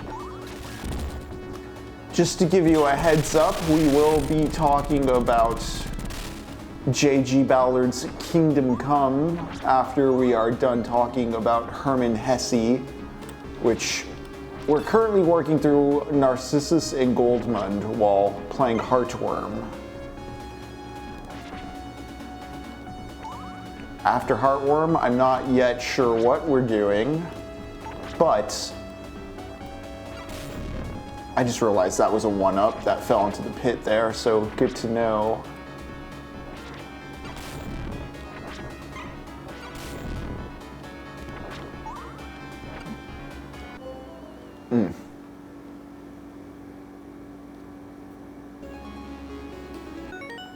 Pog license plate. Hello, good hunter.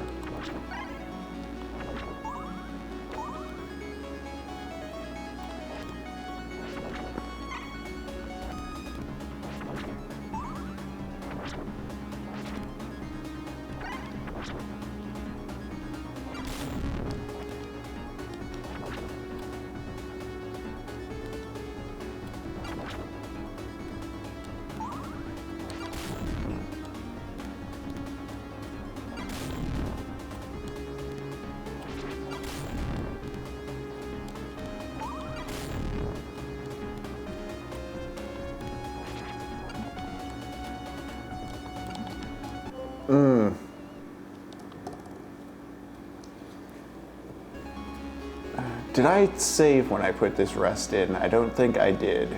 Okay.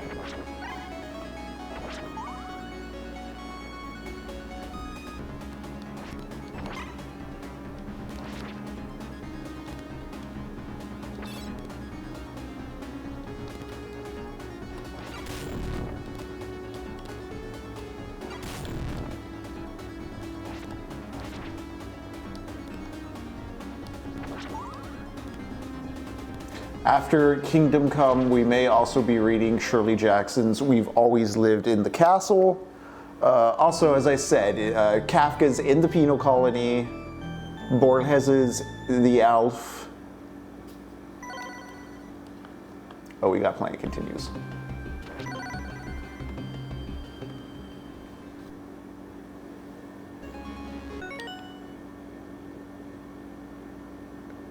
Good Hunter, do you... I'm not sure if I'm recognizing the name from anything else. Have we played something together? I can only think of one other hunter.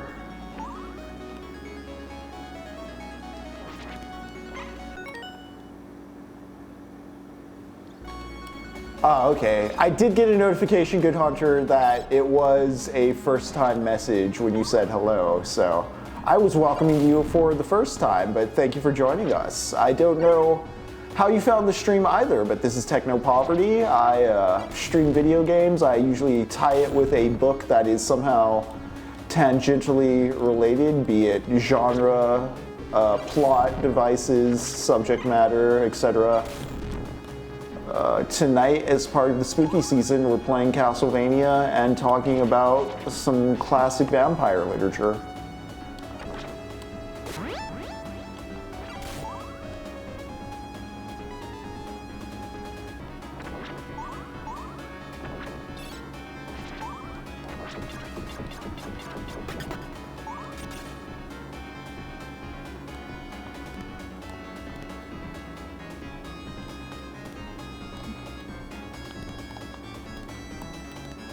Again, I appreciate the novelty of what a lot of this game's trying to do, but it at times makes it a bit too inconsistent, or what I guess some might consider Nintendo hard, just because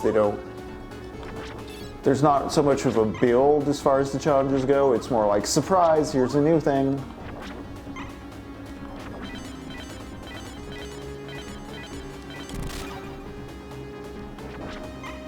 Playing upside down, playing with mirrored, parallaxing slices of the level.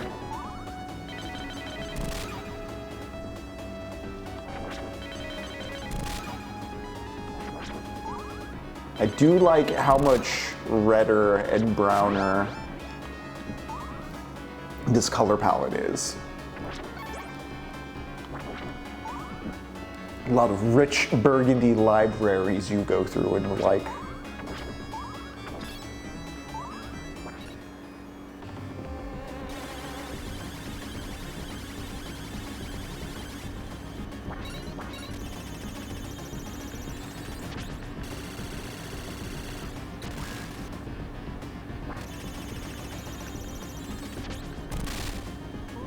Yes, meat. I didn't get that one before. I could have used it. Guess I should have aimed smarter. Alright, well, let's take out the axe monster.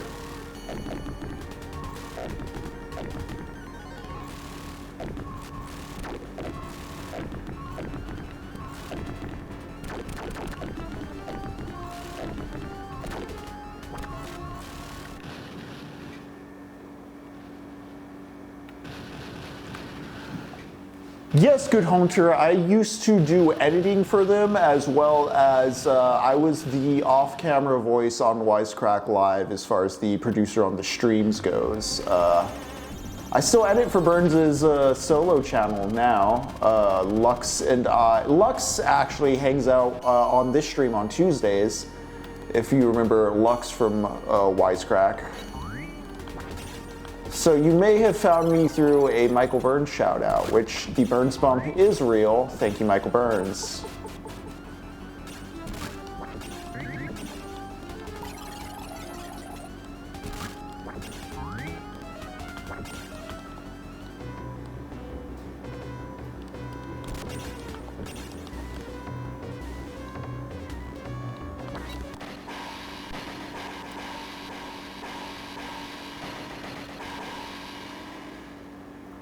Yeah, he gave us a shout out in his most recent video on the Burnout Society.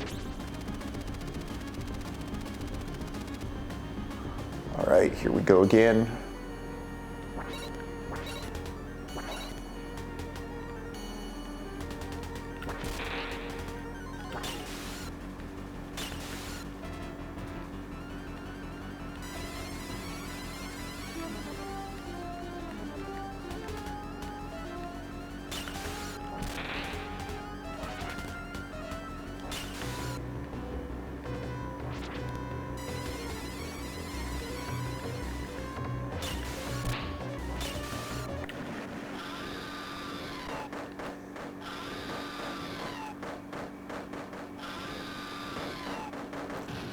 Had him on lock that time.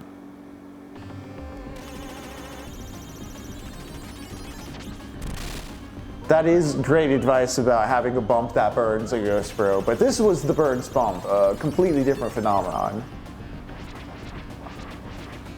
The good kind of balding, if you will. Okay.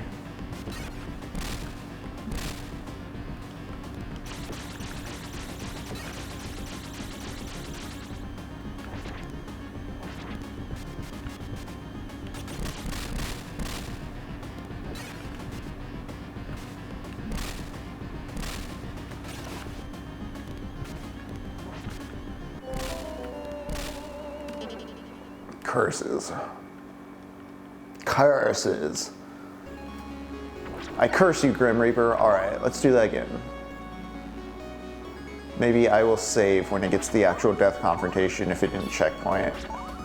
Remember how the shaft fight in Rondo and Blood, just once you did the boss rush, it was just Shaft himself you fought.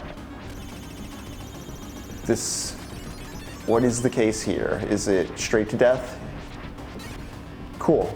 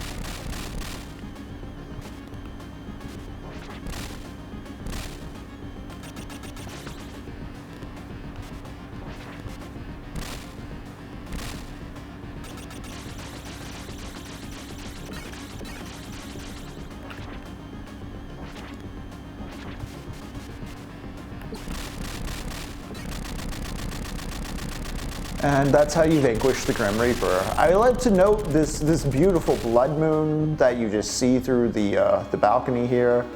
Very Bloodborne.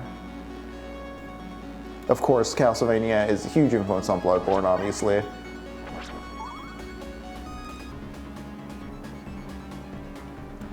Yeah, I'm glad to be working together with Burns and Lux as well. They are great friends. Here's Our Lady.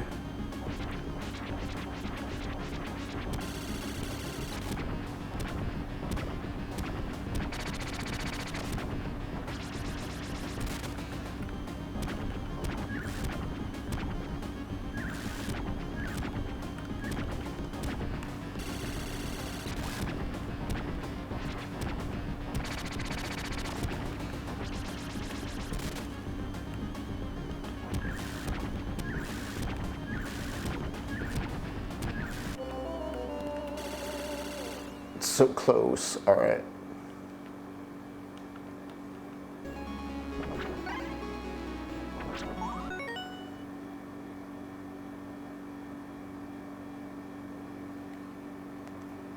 Awesome, Good Hunter. I'm a fan of those from games. I have some ideas.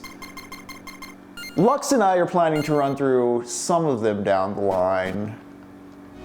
We have some fiction in mind. If you have not heard of the writer William Hope Hogston, he wrote a story called The Nightland you might be interested in. I don't know how much you may be interested in or had done research on, say, like H.P. Lovecraft and other stuff.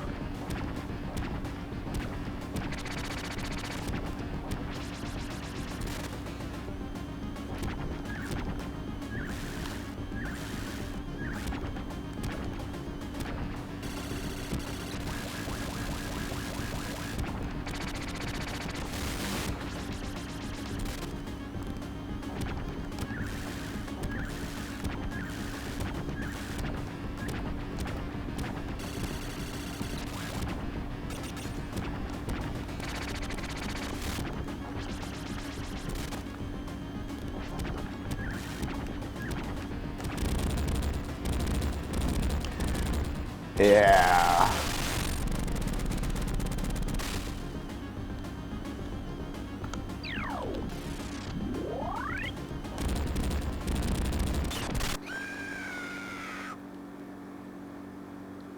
Cool. We stopped Countess Bartley. But what? Simon's theme?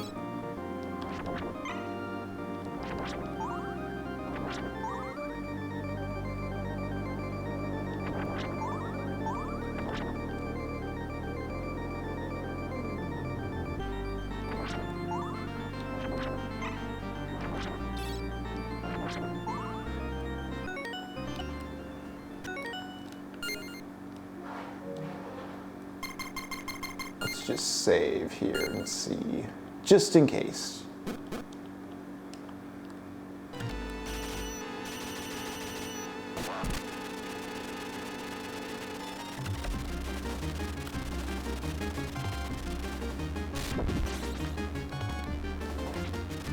Oh, we've seen this boy before.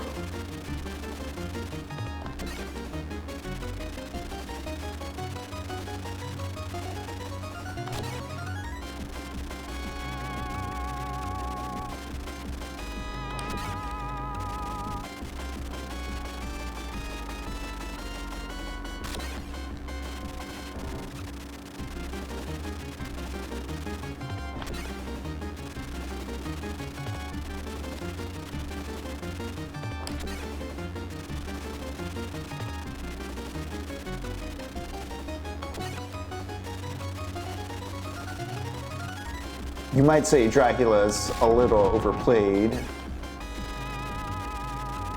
as far as his pattern goes.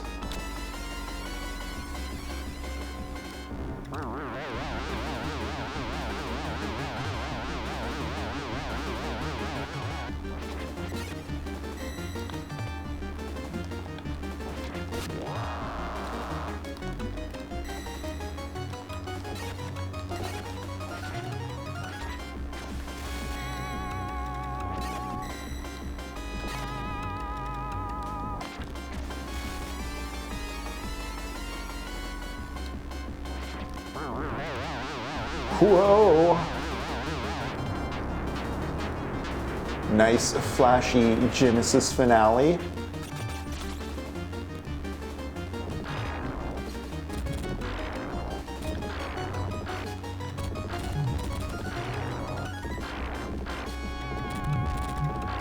Oh, I got kinda lucky with this pattern right now.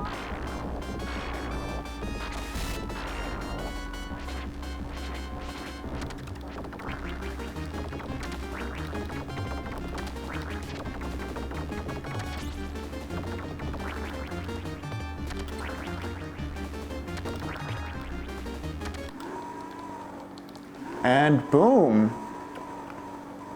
Notice he still does the kind of hoppy pattern stuff of all the traditional Draculas, even with that kind of third form twist. Haha. We did it. We saved Europe from vampirism, guys.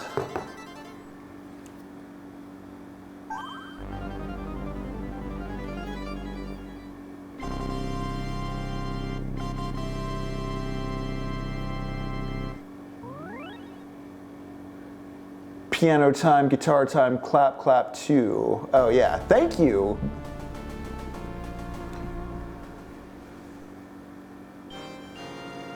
Castlevania Bloodlines, staff.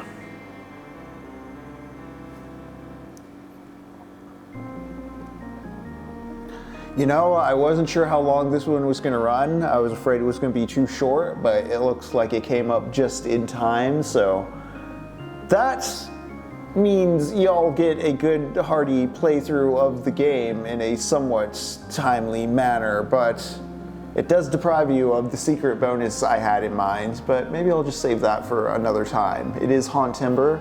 The rules are ethereal, ever-changing.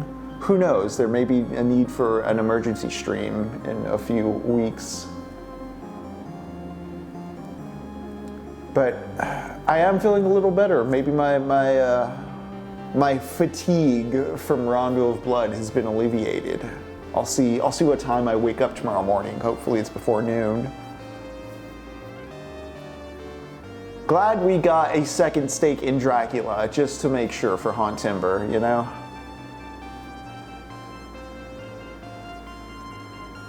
Get these names.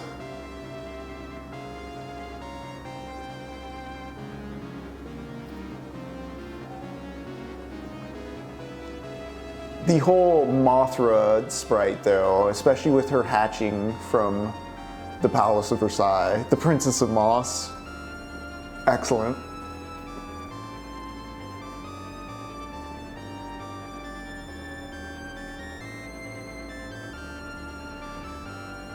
And of course, we will be back Monday with more Heartworm. Hopefully by that time, I'll be done with Narcissus and Goldmund by Hermann Hesse.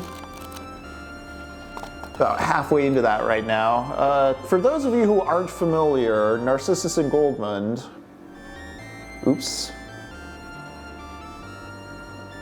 We can let the credits roll in the back. Narcissus and Goldmund, Hermann Hesse, this is what we're reading as we play Heartworm. It was directly quoted in a note in Heartworm. Hesse has a lot of good in his writing about learning to be at peace with yourself, and I can see how Heartworm is starting to thread that needle.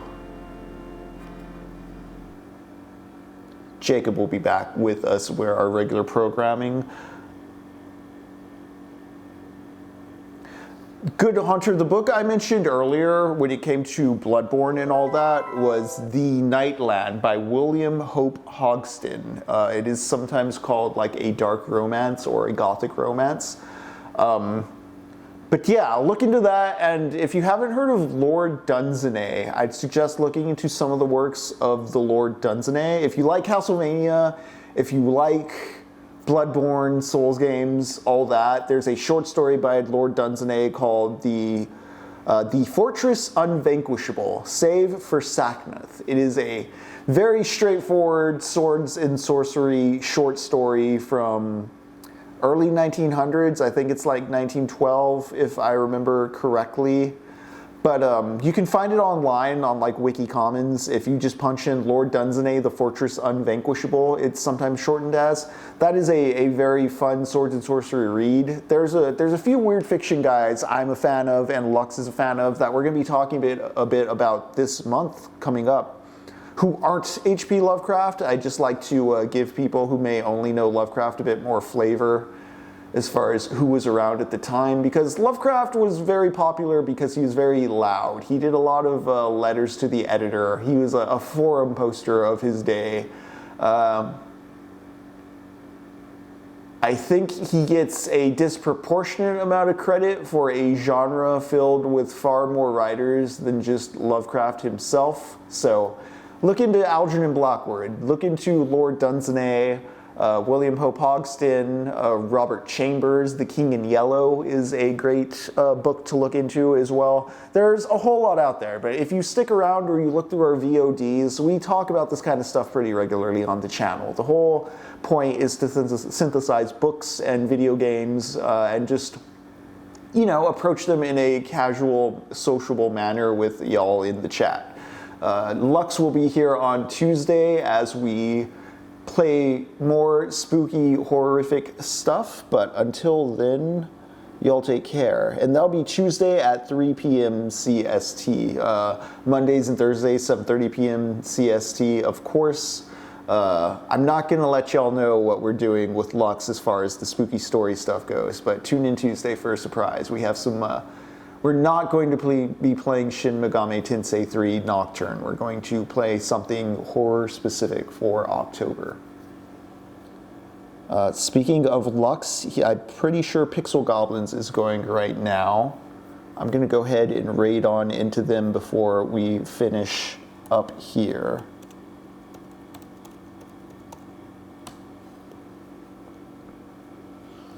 And a reminder that if you have access to our Discord or you're interested in accessing our Discord, check out our Ko-fi, check out our Patreon. We screen movies every Sunday.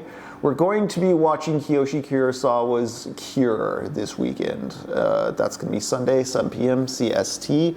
I'm now going to send you all towards Pixel Goblins. I'm glad we were able to vanquish Dracula. Have a good night. Don't forget to check out Salem's Lot if you haven't.